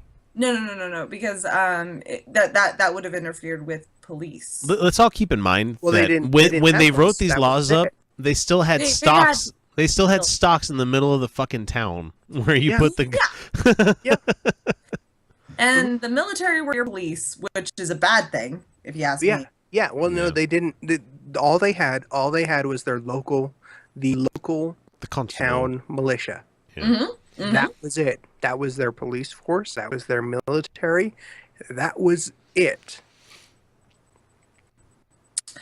Yeah. So fuck you, Pat Robertson. Yeah. God damn it. I'm not even going to let him finish because No, you shouldn't. Irritating the fuck out of me. So they were just assuming that everyone who had a gun was part of some sort of group because they all went hunting together because that was a necessity, or they all regulated the town together because that was a necessity. They weren't counting on the individual to go and shoot up a school because that wasn't a thing that happened. No. There was just widespread people abuse of had way children too much together. other shit going on in their lives at that time. No, they just mostly abused children. Well, no, Yeah, they true. did, and they were far too. There was too much of, no, you shouldn't have a gun because you're not part of the group. Right. Right. So now these assholes are like, everyone should have a gun. That's not what it meant. No, Are you brown? Because that means no guns. Do you own land? No guns. No guns. For you, motherfucker. Because that's what they meant. Yeah. Are you female? And you're trying to keep yourself from being raped, which, by the way, female's not the most efficient way to keep yourself from being. If that's what you mean, no, women. Oh, women, you don't get guns. That's silly. You silly ladies. these people are like, no, the Constitution was written, we have to interpret it the way they meant it. Fuck that shit. Yeah. Seriously? Well, if we interpret it the way they meant it, we're kind of stuck with some. If you look at the Constitution as a living document, if you look at it as something that can be adapted to the time in which people live, that is fucking brilliant. Yeah. Seriously? That's the way they wrote it. Yes, in fact it is, because they said, you know what, guys, things are going to change. And it's not always going to be the way we think it is. And we actually can't imagine the way things are going to be. Because if we look at history and the Greeks that we're basing our democracy off of, they couldn't have imagined this kind of world that we live in. No, definitely couldn't. They were definitely, they had enough foresight to realize that this document, these set of rules need to be changeable. Yep, We exactly. need to be able to adapt them. Right. Okay, so we're going to get on to our last little segment here. Hang on one second. Okay. One last one, because we've gone long enough on this, and it's been a lot of fun, but we need to move on. Last segment that we have here, I'm going to play a bit of audio from Trump himself. I was going to play another Alex Jones, but no. So we're going to I'm sorry. We'll save Alex Jones for the after show. Either that or Motherfucker. Who is this Trump person of whom you speak? Donald J. Trump. Didn't you hear about him? No. Sorry, no. Who is He's this the- Trump? Oh, Trump? sorry, Trump. Oh, Trump. Trump. Oh, okay. Yeah, Okay. Trump. Okay, I get it. Yeah. Okay. I know who you're talking about now. Oh, Okay, so here we go. Yeah. Donald J. Trump. Here we go. He's talking about protesters and people that have been protesting his rallies. So here we go. The audience. Oh, get out of here.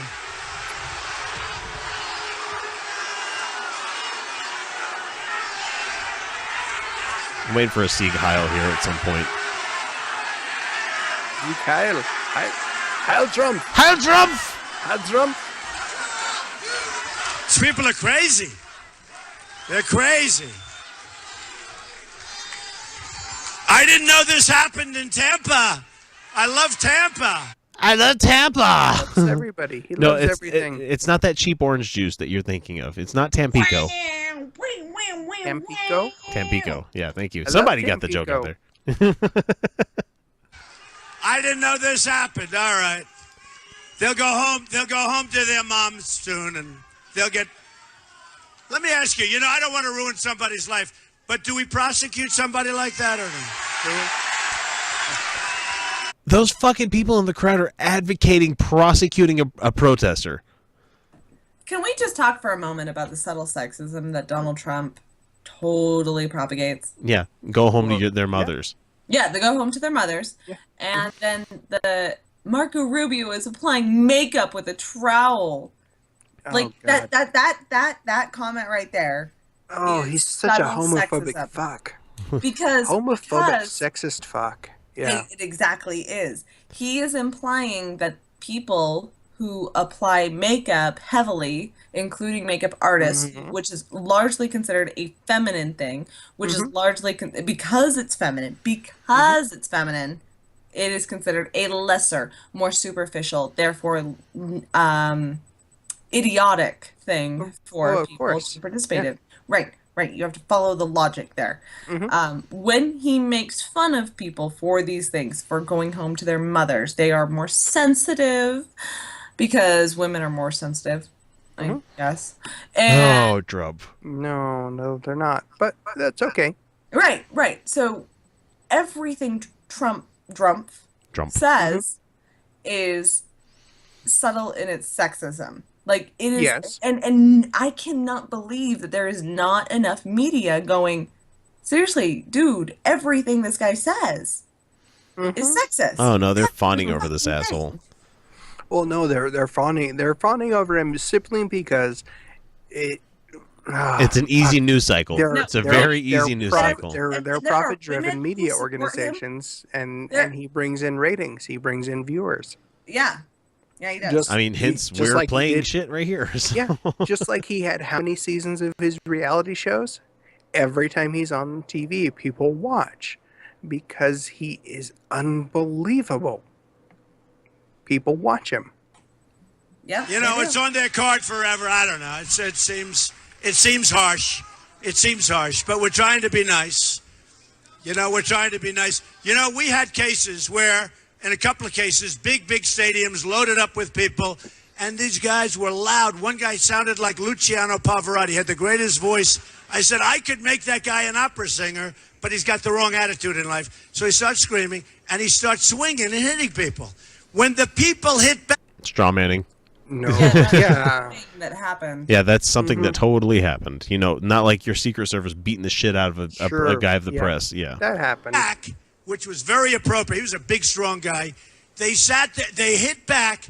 The next day it was Trump's people are rough. It's terrible. It's terrible. So we're gonna get things changed, folks. We're gonna take back our country. We're gonna take back our country. We're gonna bring it back. He's not Who talking are about... you taking the country back from? Oh, well, you know... Yeah. Oh, yeah, that's right. I didn't think of that. Because my mind's not set up that way because I'm not racist. He wasn't talking about the Secret Service or his security. He was talking about one of his campaign managers. One of his actual staffers who assaulted press members. Mm-hmm. No, he was Middle Eastern looking. No, it was a woman. How dare? Oh, that's right. One who got shoved to the ground. Yeah. Man. Well, there were a couple of them. This happened a couple of times.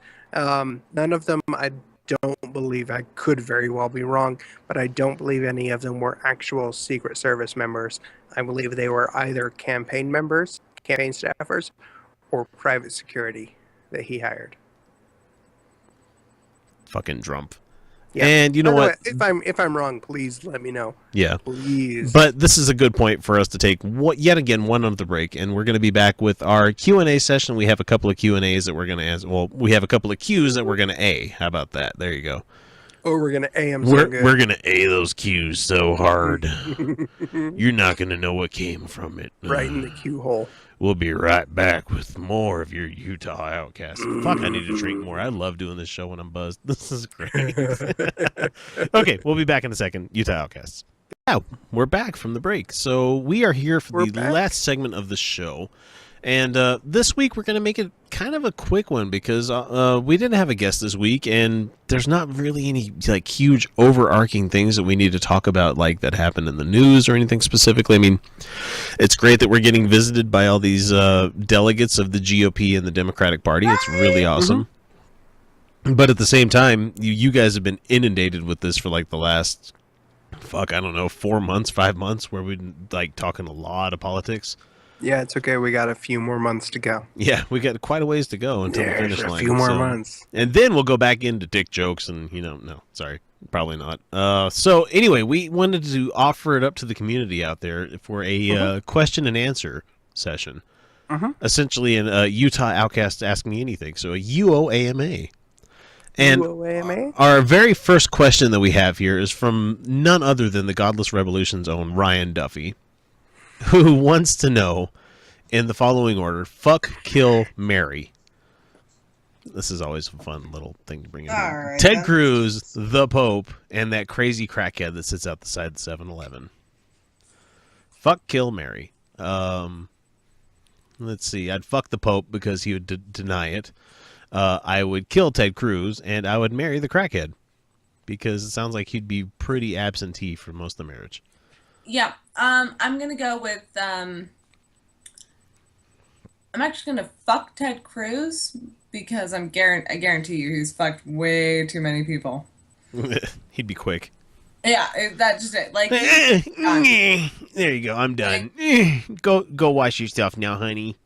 Yeah, I fuck him because at least it's over. I'd marry the Pope because that would change some shit up. Yeah. Which Pope? Which Pope though? I mean, if you could would you bring back one from the dead, or would it have to be current Pope? I wonder. I'm going current Pope. Okay. Yeah, he likes to paint himself as changing things. Because Nazi Pope, nope, that would not. And then happen. like if I marry him, and then I like come out and be like, yeah, if you get an abortion, you're not an evil person. Like that would fuck everything up. That would be awesome. You say?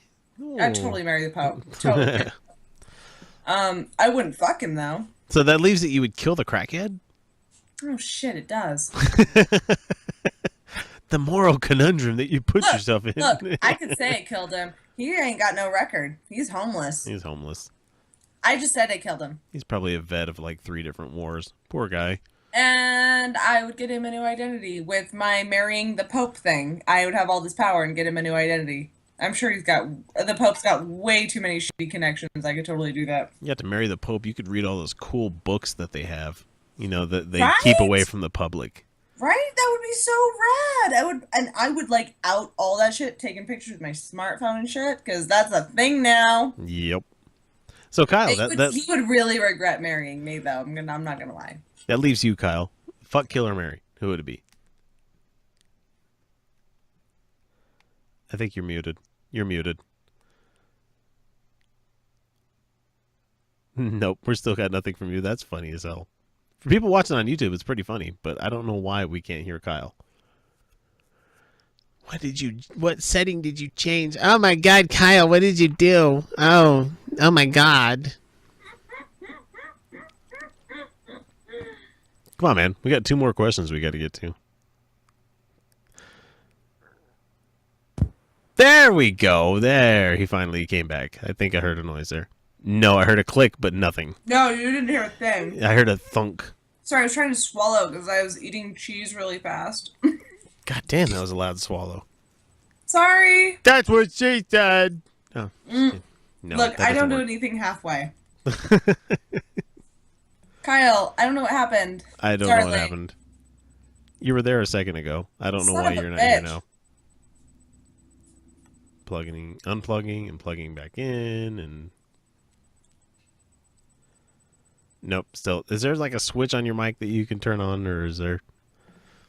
Because I know you hear us, but we can't hear you. Yeah, can you turn your mic off and on? There he is. There we go. Yeah. No, I don't know what happened. Skype decided to drop my microphone. Okay. Yeah. No. I'm gonna go with the same order as Felicia.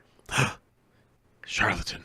I know, because it would be really humiliating to fuck Ted Cruz on camera. Oh, it has to be on camera? Or if I'm gonna fuck him, it's gonna be on camera. Hey, Ted Cruz. Yeah, I know. I gotta prove it. There was an episode of Black Mirror that really gets close to that. The very first one, actually. People need to go watch that series on Netflix. It's really fucking good. Oh yeah, and it would be far more scandalous for me to marry the Pope than Felicia. Yeah. True that. That poor crackhead. And really, Nobody cries for the crackhead. it's the crackhead. I really have no moral qualms about that. Well, you have I'd probably be doing him a favor. You probably he's a crackhead. You have no absolute moral compass anyway, remember? Yeah, I really don't. Yeah. He's a crackhead outside 7-Eleven. So we have another question from a Steve. He didn't leave his last name or anything. He said, "What are your guys' favorite movies?" And that's kind of like in Kyle's wheelhouse, so I'll let him go first. Personal favorite.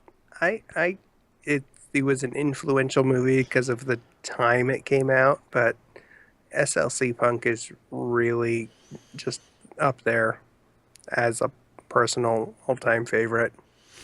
Now, if you had to pick like movie critic best movie of all time, instead not just yours, but I'm talking. One I keep coming back to as like a really, really, really high standard. Lawrence of Arabia is probably up there. Okay, see, and if I was going for critic movie, it would be Blade Runner. Blade Runner is really, really good, but there are a lot of people cannot fucking handle the pacing of that movie. There are far too many versions of that movie. Yeah, see, and I'm talking. I have a hard time with it though because of that. Yeah, I'm talking about the final non-Alan Smithy version where. Yeah, no, that one's where at the very end of it that Decker is a actual replicant. Yeah, no, like the ultimate final super director's cut version. Yeah, is fantastic. I'm so fucking jazzed for that movie to come out in the fall. I mean, not the fall, but next year, I think. Yeah. So anyway, but my actual personal favorite movie, my movie that I watch if I had nothing else going on, is Lori Petty in Tank Girl.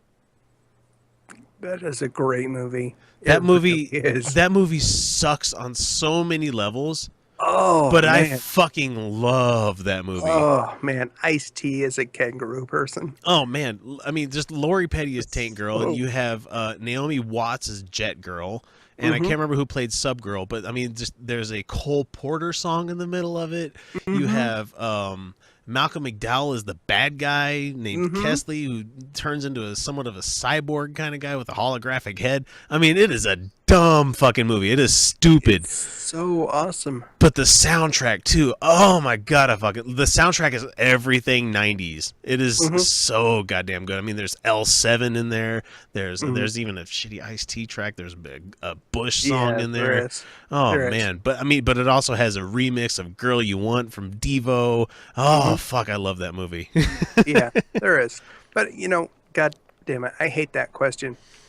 Yeah, I really hate it's so everything. subjective. Yeah, it's it's so a shit fucking question. subjective. What's your favorite movie? Right? It's You're like, not I've got gonna agree with me, 27. so- I got 27 favorite movies. Right? Don't do that to me. And then my favorite foreign movie is a Macross movie, which people won't fucking get. But somebody out there be like, "Yay, he likes anime!" Yeah. Yay! So- Yay! Oh, I love those. All right. My favorite movie, the one that I just go back to over and over and over. Stardust. Fucking love that movie. Oh, That's a God. great fucking movie. It was a good movie, man. It's a great book, too. It's a gaming book, isn't it? I actually thought the Yeah, it book is. was better, and Oh, the book is. The Gaiman book is actually- far better. Yeah, I thought the movie was better. Gaiman actually said the The book movie is- captured the tone better than his book. But De Yeah, Niro, it- De Niro it is the did. pirate, the cross-dressing pirate. Oh my God, wasn't he so great? It's great. Oh my God. And this transformation of the characters, you have your star and Oh, and Charlie Cox. and yeah, and they Mr. Daredevil himself. Oh fuck! I didn't even realize that. Wow! Wow! and I watched that film and I love how absolutely self-aware and absurd it is. Like he's getting his hair cut by De Niro and he had this short haircut and then he goes, like he looks at his long hair all of a sudden. What the hell am I looking at? Like, and I love it. I love that, and I love. And every that- one of the kids is named after a different numeral. Yeah. Septimus and Septimus, yes. They were all named. They're Yep. Una. Where Yeah. is Una? Una. Where's Una? And The only daughter is Una. yeah, the first child was Una, and she's the oldest, and the only daughter, and it was just there was so much. There was so much of Princess Bride in it, but it was like this higher level of. it was Princess smarter Bride. than Princess Yeah, it Bride. was much smarter than Princess Bride. And don't get me wrong. And it had Michelle Pfeiffer. Oh, That's a witch. God, Michelle Yeah. Pfeiffer. And the witches. How Shakespearean, the three witches. And in their hall, they based it off of Versailles. Like, Yeah. like every Damn it. moment of that film was. Fuck! I need to go watch completely- this again. It's been a Oh, while. every moment of Yeah, the film it's a was great completely movie. It and really is. meticulously perfect. And even Neil Gaiman himself says, yeah, that actually captured it better. It was just such a great film. And every time I'm feeling down or anytime I'm feeling up, I don't even give a shit. Like, I'm just like, if Stardust is around, I'm like, yeah. So when I really have to get down to it, for years and years and years, it was Moulin Rouge. And now I've like grown out of my teenage angsty romance, like obsessiveness. And like, even the romance in that film wasn't obsessive. Like, she's like, No. oh, he broke up with me. That sucks. Like, So like, and I don't know. Everything about that film this was is just so fucking rad. I fucking loved every moment of it. He goes back to town, and they thought he was the loser, and he suddenly can fucking fence because he hung out with pirates, I guess. yeah. And time is different in that world than it is. I don't care. It was, I love it. I like. There's this subtlety and this obtuseness to it that just they've formed into this poetic brilliance that I adore. So Stardust. I'm going to fuck with the question a little bit, and I want to say, what is your favorite? And this is me putting in air quotes, is chick flick. What is your favorite chick flick out there?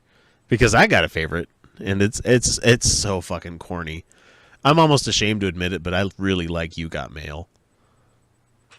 Didn't love it. No, I cry. Oh God, it's so happy that it was her. I hoped it was you. Yeah. Shakespeare in Love.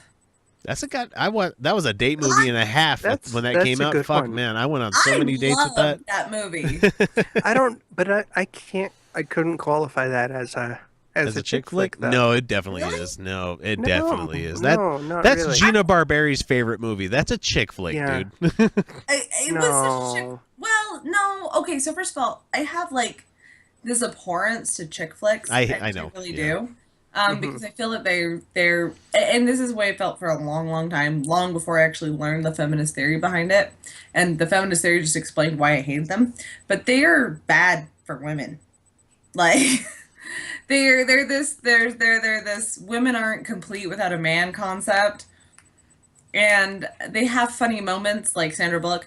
From the window to the wall, her and, See, and I think that, I kind of disagree with the whole chick flick theory, only in certain movies, because you have got movies like When Harry Met Sally, where it didn't, like, Meg Ryan wasn't exactly looking for someone to complete her. It was Billy Crystal that was looking for the person. You know what? Bad Atheist right over here. I love that movie. I loved City of Angels. You want to know what my favorite No. I did. I loved it. That bicycle ride at the end when she's like, and then she runs into a semi. Yeah, you fucking idiot. Because you took your hands off your bike. Favorite, and I've watched it multiple times, and I still to this fucking day. Look at Kyle. He's like Practical Magic.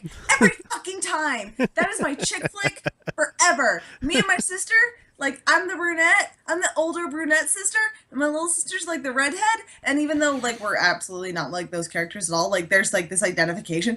Oh, fuck, I love Practical Magic. And they're witches, man. Kyle's in pain. I want to be so much. Practical Magic every day. I'm trying to think. Oh, I thought you were in pain. I didn't know if you were actually thinking. No, I was like going through my movie catalog. Well, as long as it's not The Fault in Our Stars, you're fine. Warm Bodies was pretty good, Warm Bodies was good. Only because it had Nicholas Hoult, and he's always going to be Nux for me. So okay, I think I'm gonna go to one that's.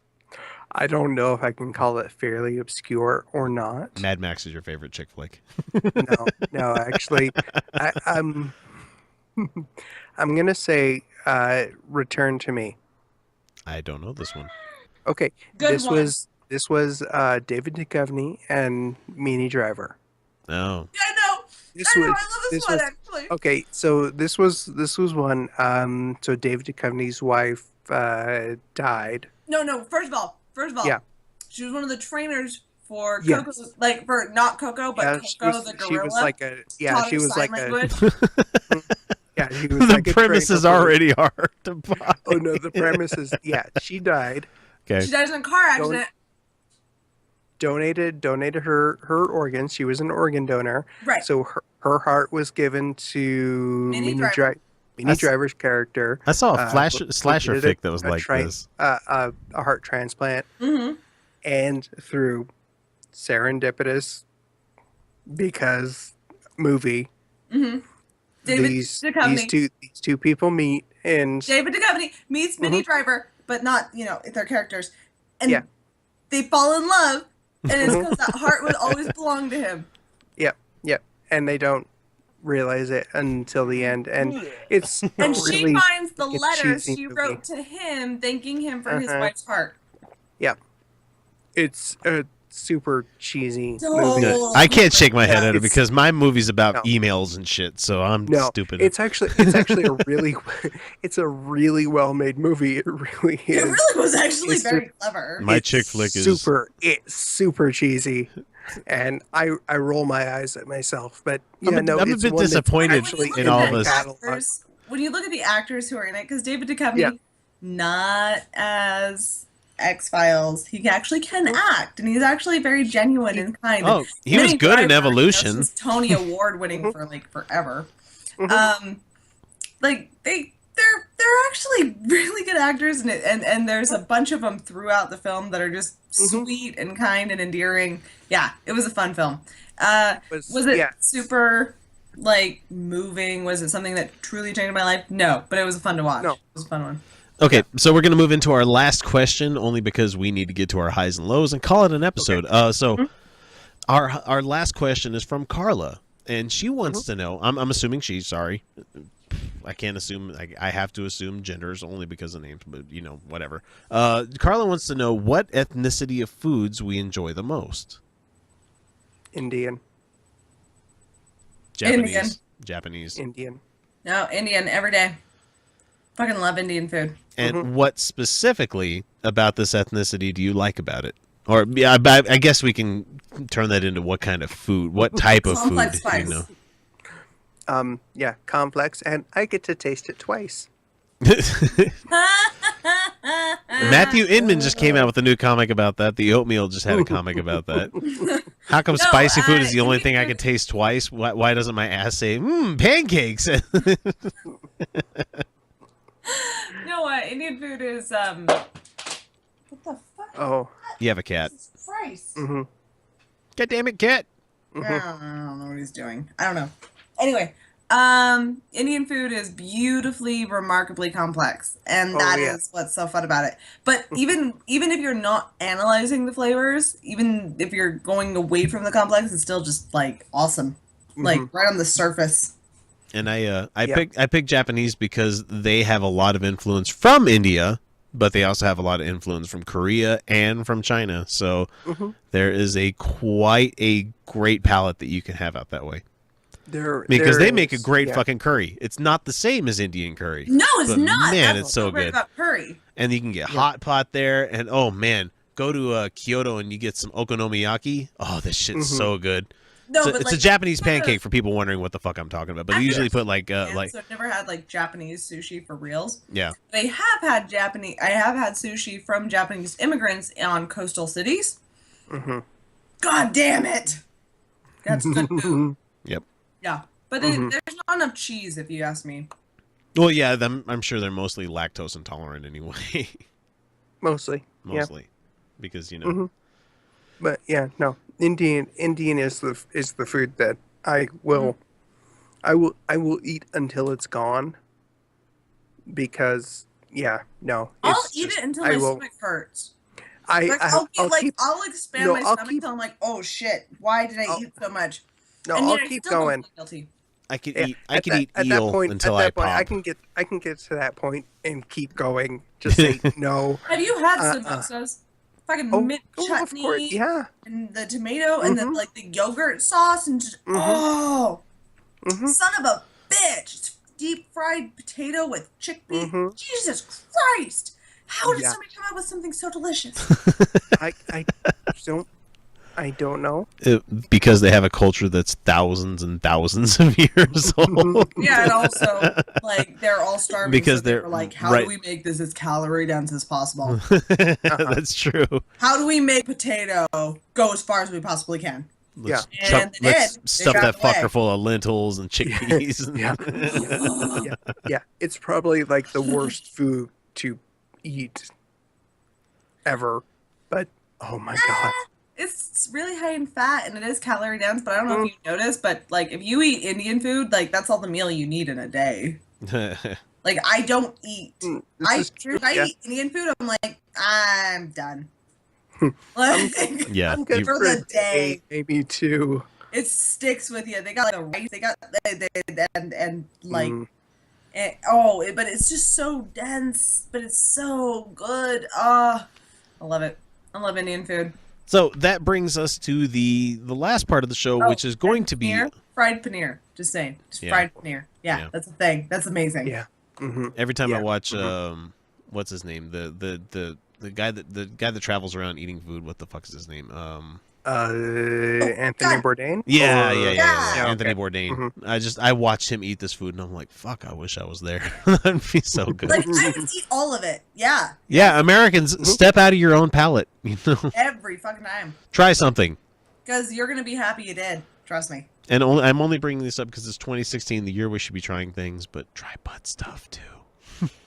I'm going to just throw out there, though, even though as much as I love Cheese? cheese, Just I do. I love cheese. Cheese is amazing, and everyone should eat cheese. And even though I'm not a professional cheesemonger anymore, and it's still a thing I love.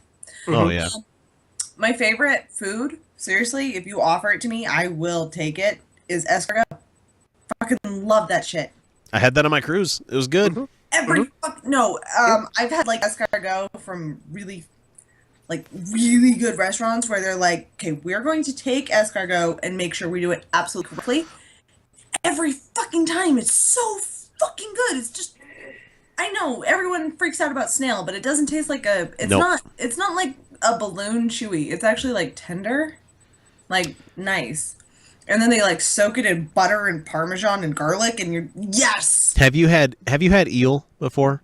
I love eel. That's Okay, my I was gonna favorite say because sushi. unagi is my favorite sushi. Fuck, I love I that. love it. And I try to explain it to people, and they're like, "Is it chewy?" I'm like, "No, it's kind of like a melt in your mouth kind of fish, but it's like tender. It's like the most tender meat you've had. it's so buttery. Oh my Yeah. gosh, it's good." So yeah, let's go ahead and get to our highs and lows for the week, and then we can call it a show because Okay. fuck, now I'm hungry. God, I've been eating so cheese. go ahead, So, Felicia. alright. You had 2 highs that you wanted to share with us this week. I did. Okay, Bernie rally, and I talked about the people and getting in and the experience. But Bernie himself, I love that man because he was not condescending. He did not talk down to us, and he did not pander to us. He at one point said, "I don't know how Utah is compared to the rest of the country."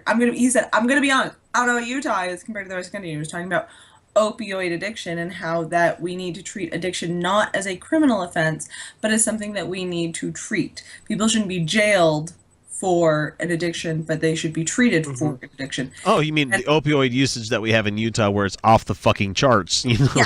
Yeah. He wasn't aware of it because he was aware of his state of Vermont. Yeah. And he was honest.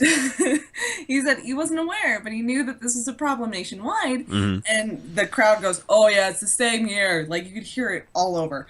And he would just say all the time, "This is crazy stuff." And he's so genuine, and he didn't talk down to us, but he still treated us with like respect. You know, "Oh, they told me Utah was a Republican state." I can see that it isn't. I mean, seriously, 17,000 people showed up to his rally. Yeah. And he was just he was charming and just he was just so Bernie Sanders like the whole time. And he and unlike Trump, where he doesn't just ramble on, unlike me, where he doesn't just ramble on endlessly, what he did is he laid out his points specifically, and he hit his points, and he didn't waste our time. He respected our time for being there, and he made his point. And in so many ways, like and there was actually a lot of points that he made that they don't talk about in the media. Yeah. Talking about respect for Native Americans and because they were here first. Oh, fuck that idea. You know? yes, like, he actually talks about Native Americans as being a thing, like that we really need to respect. Like, and I don't know. And my favorite thing he would do is, "My critics will say, 'But Bernie, you're a nice guy. But Bernie, how you gonna pay for it?'" And then he would keep hitting that, and he would explain how we're going to pay for these things that he wants to do in this country, so succinctly and so perfectly, and in a way that it's clear that he understands that these things aren't free.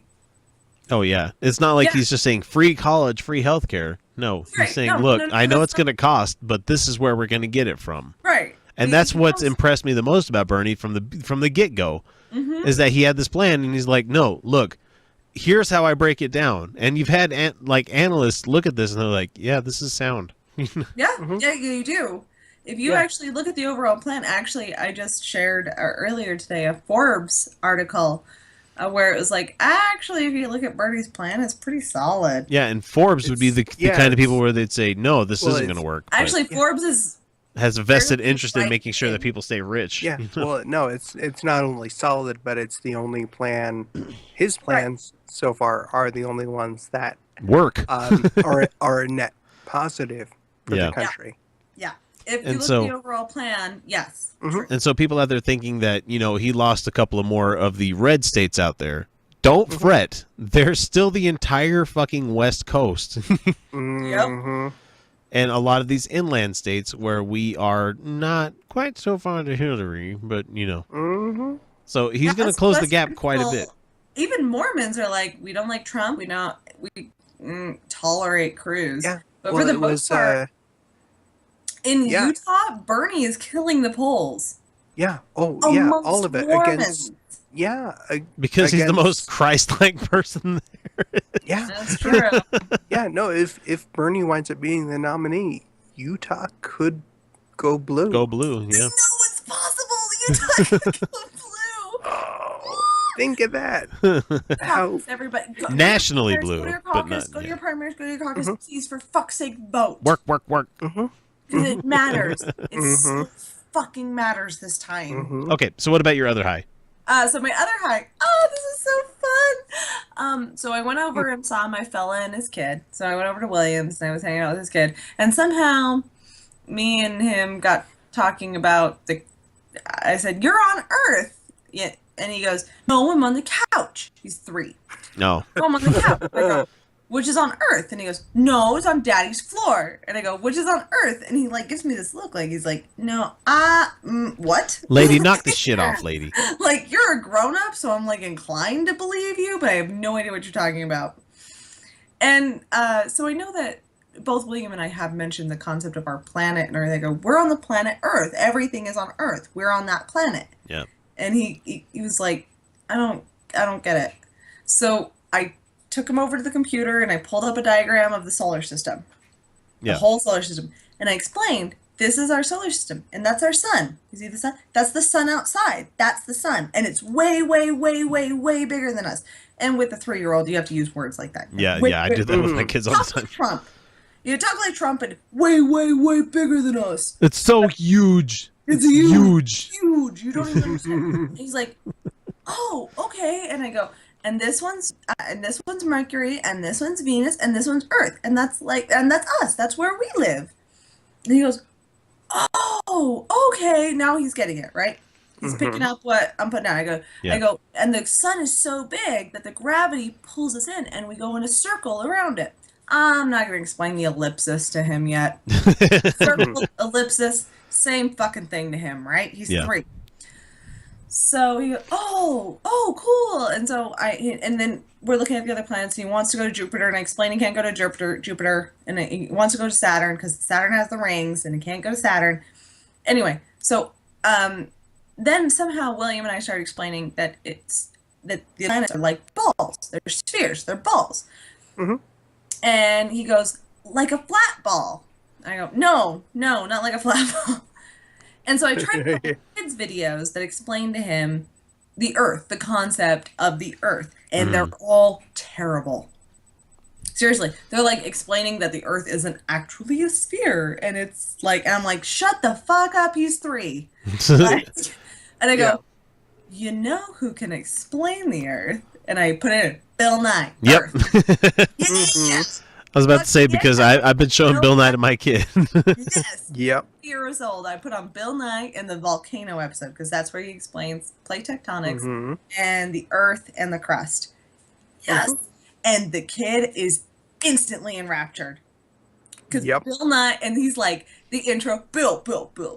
He's like, ha! He's laughing, and he's looking at him, and we're laughing because he's laughing because it's adorable. And so Bill Nye comes on, and he goes, "You're on the Earth's crust." And, he's doing this big Bill Nye thing that got all of us to watch and care about science, yeah. Oh, yeah. Yeah, as kids, and as an adult, if you watch it, you're like, wow, this is really for kids. But No. You want to say that, watch Beekman's World. Right. You watch it with and suddenly, he's watching, and he's like, volcanoes. And you're like, yeah. He's like, lava. And he's suddenly like, he's getting it. He's like, at first, like halfway through the episode, because Bill Nye like will repeat the same concept over and over. So actually about a quarter of the way, and he's like, Bill Nye showing the magma layer of the earth. And he goes, that's where we live. I go, no, we live on the crust. Right after I say that, Bill Nye goes, and this is the crust. That's where we live. And he goes, we live on the crust. I'm like, yes! Whole episode, 22 minutes straight. He's enraptured the whole time. That's great. Yeah. And then I go, do you want to keep watching Bill Nye? He goes, yeah, I want much more Bill Nye. I'm like, yes! So I put on more Bill Nye. Whole 22-second episode, 22-second episode later, he's still like, yeah, Bill Nye. Just heard from the fella. He's still into Bill Nye. Yeah. Go me. I can't wait for you to show him Bill Nye. the Ken Ham debate to him too. That'd be great. Oh, Jesus. I fucking kidding with you. I'm like, we just barely explained the concept that he lives on He's the three. sphere He's three. near the I'm sun, being a for dick. fuck's sake. We'll So- explain that he comes from apes later. He's 3. No, that I have a fun little story about that where my wife went to dinner with the mother-in-law, and my oldest said to the mother-in-law, you know, we are descended from apes. And my mother-in-law is looking at my wife, and she's like, you know, I feel really sad for her because she's going to be so confused later in life. And I'm like, the fuck you saying? You know, when my wife was telling me the story, I'm like, this kid has a better head on her shoulders than I did at that age, because I'm like, I didn't come from no monkeys. You have to know Actually, my dad that told mother-in-law me is a that, complete like, TBM. She is a true believing Mormon. So, Yeah. so Yeah, my dad was like heavy on the evolution. and Like, so, actually, both my parents were. They were like, "Yep, you came from monkeys, bitch." and Like- so when she's thinking, you know, telling my kids saying that we evolved from lower order primates, you know, she's not saying monkeys. She's saying, you know, from things like monkeys. And mother-in-law is like, that poor girl. And it just has me going, nope. She knows better than you do, and you're an adult, dummy. oh. The only God. reason that This- I have breasts, these things, the only reason is because human females are not subject to yearly reproductive cycles, but monthly, meaning that I am basically always available for sex. Because, And Felicia Our could be list- reached via. No, I'm just kidding. no, that's true. You two are too, but you're not. I know. I'm being funny. Yeah. So, Kyle, what about you? What's your high and low for the week? Oh God. What? Spending a whole day watching Daredevil was really kind of fun. That's also really grueling. I was going to say it has to have its own set of lows as well. I'm Yeah, sure. no, like 13 hours of watching a single show. That's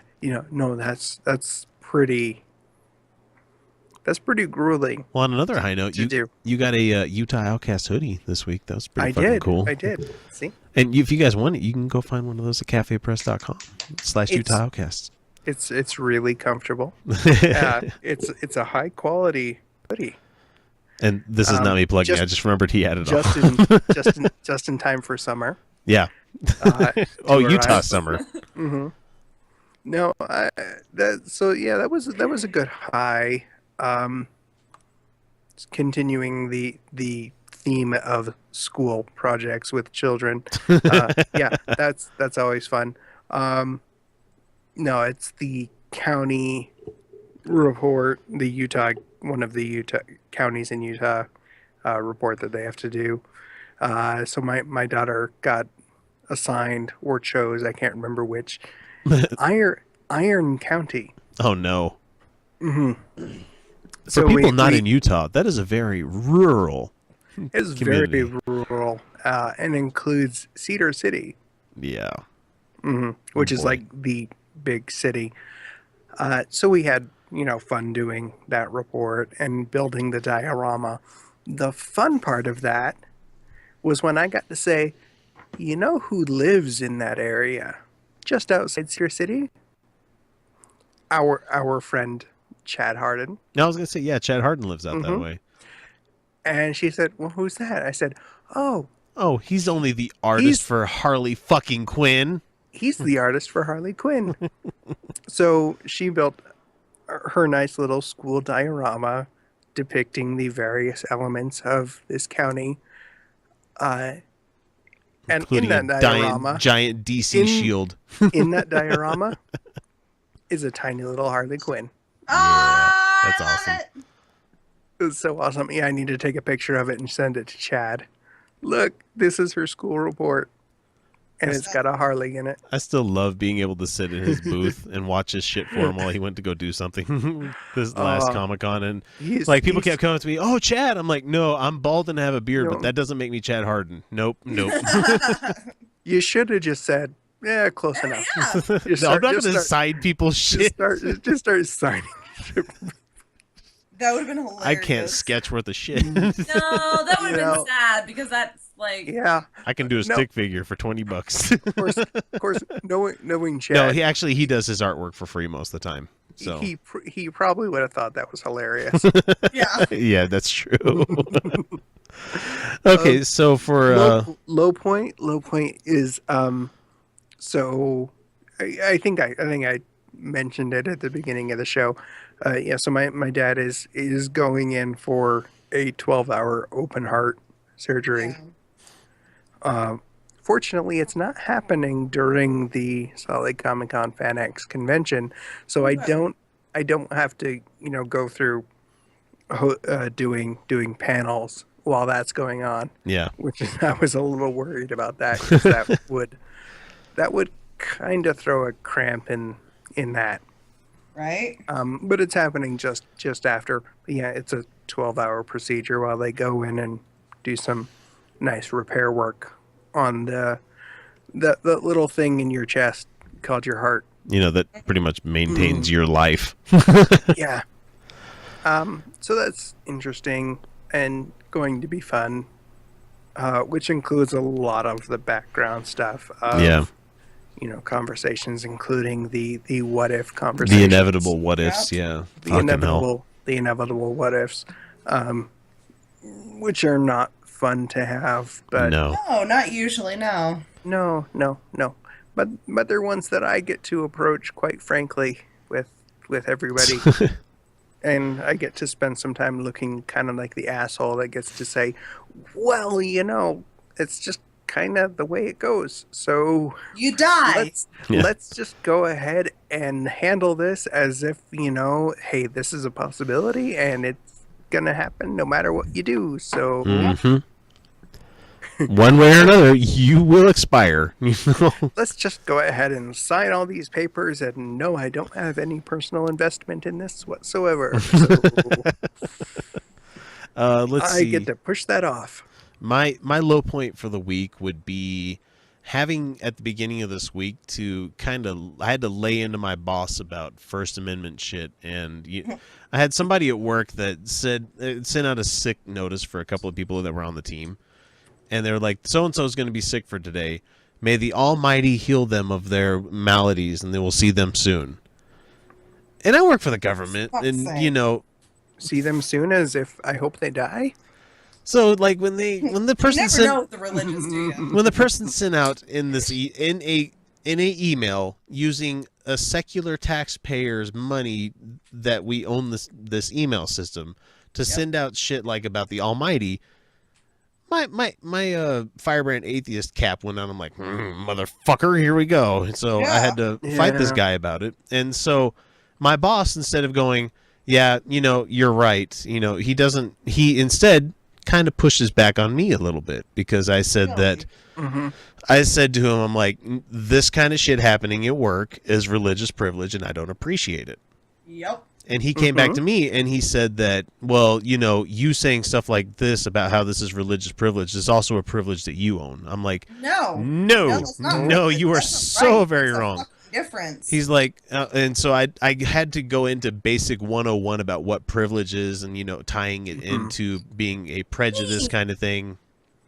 And so this was a weird conversation to be having at my desk, especially with the other TBMs that work in the area hanging around me, and I'm like, they know already I'm the atheist in the group, so I don't give a shit if I piss somebody off about this. I'm like, oh, you told me I can't say God in my emails. Yeah, because you shouldn't, you fucking idiot.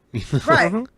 And so he's like, and my boss actually said that, we have this Religious Freedom Restoration Act that came out and says that people are allowed to have religion. You can't say that they can't have religion.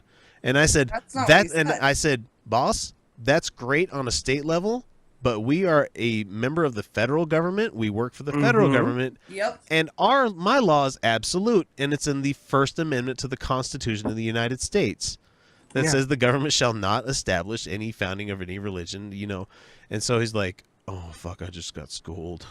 Yep. So that's kind of a down point because he had to finally lament, and he's like, okay, I'll talk to him about it. And so it's kind of down point that I had to take time out of my week to actually write these fucking emails to these people that don't see anything wrong from their point, but I'm like, hey, this is a giant red flag for me, and I'm not cool with it. Yep. And my high point for the week was watching the new Pee Wee Herman movie. Yeah, how was that? God damn it, that was a great fucking movie. Because I haven't gotten to that one yet. It's Okay, on my list. Paul Rubens is old. I'm not gonna lie. Yeah. But he plays Pee Wee fairly 80% Pee Wee from the 80s. Well, I mean he doesn't have quite the energy he used to have because fuck, he's old. But when you're watching a show on Netflix that should be for kids, and like the first couple of minutes you're pausing it for a second, going back to the menu to make sure it's like TV PG, something that's okay for kids to watch, and you're like, okay, I'm not quite sure. And then you go back to watching it and you think, like, in the next 5 minutes of watching it, this could either turn very quickly into gay porn or a slasher flick. You realize the genius that Paul Rubens and Judd Apatow did when they made this movie, because it was it's a genius movie, and it's funny. It's everything you expect from a Pee Wee movie. He meets the guy from True Blood. I can't remember, Joe Monta, whatever the hell his name is. I don't know what his name is. Who comes to town, and he's exactly like Pee Wee, but he's like, I want you to come to my birthday party in New York. And Pee Wee's never left whatever town he's in, and so he's like, no, you need to take a road trip. And so it's the typical Pee Wee road trip movie, trying to go somewhere to do something. And hilarity ensues, or what was it Jeff Weiss would say? And wackiness ensues. There you go. Wackiness ensues. And there's a bunch of wacky, including Amish people playing balloons like a musical instrument. There's the Switchblade sisters that hire strippers. Man, it's so fucking funny. It's a great fucking show. I highly suggest anybody out there that hasn't seen it yet to go watch it. That was a real high point for my week, because my girls, they were laughing their asses off. Aww. Except for the part where like they were having like the Switchblade chicks were hired the male strippers, and like they ripped their clothes off and they're like doing a pillow fight, and my kids are like, yay, pillow fight, and I'm like, oh fuck, what am I watching? Trust me, darling, their sexuality is born in. I know it is, I know. But part of me is like, this is a Pee Wee movie. What? Oh wait, but then I realized that Pee Wee was an adult show before it was a movie. So before it was a play, before it was TV, like Pee Wee's Playhouse kind of thing, it was an adult show. So yeah, and there's a couple of funny little references that he actually includes in there. For people out there that understand this reference, you finally get an answer to the hamburger train thing from Cheech and Chong. You're the guys from the hamburger train, right? Man. Yeah. I have so much respect for Paul Rubens. Oh my God, it's so good. God, what award show was it? He walked out at an award show right after the whole arrest thing. Right after that. Right after the theater jacking off thing that he was in, yeah. He walks out. I remember what it is. And the first thing he says is, "Anybody heard any good jokes lately?" Anybody heard any good jokes lately? It's so funny. When that's awesome. That was it. He owned that. That was awesome. I So have so much respect for that guy. Oh, man. So that's a good point for us to stop the show here. We didn't know if we would get to a full length, but we did. Hooray! So that does it for us this week. Thanks to Robert, our $5 patron out there. We're off to go record the Utah Outcast Secret Patron Show for all of you patrons out there. And if you, too, would like to join us on the other side, go to patreon.com/UtahOutcast and select a level that you would like to support the show at. We offer many rewards to those who do so, including merchandise ranging from stickers to shirts and even shot glasses and flasks. So thanks to Kyle and Felicia for joining me once again, and I would give a special heartfelt to a guest if we had one, but we don't. So the Utah Outcast will catch you again next week with a brand new episode. But until then, you're welcome. Bonne nuit.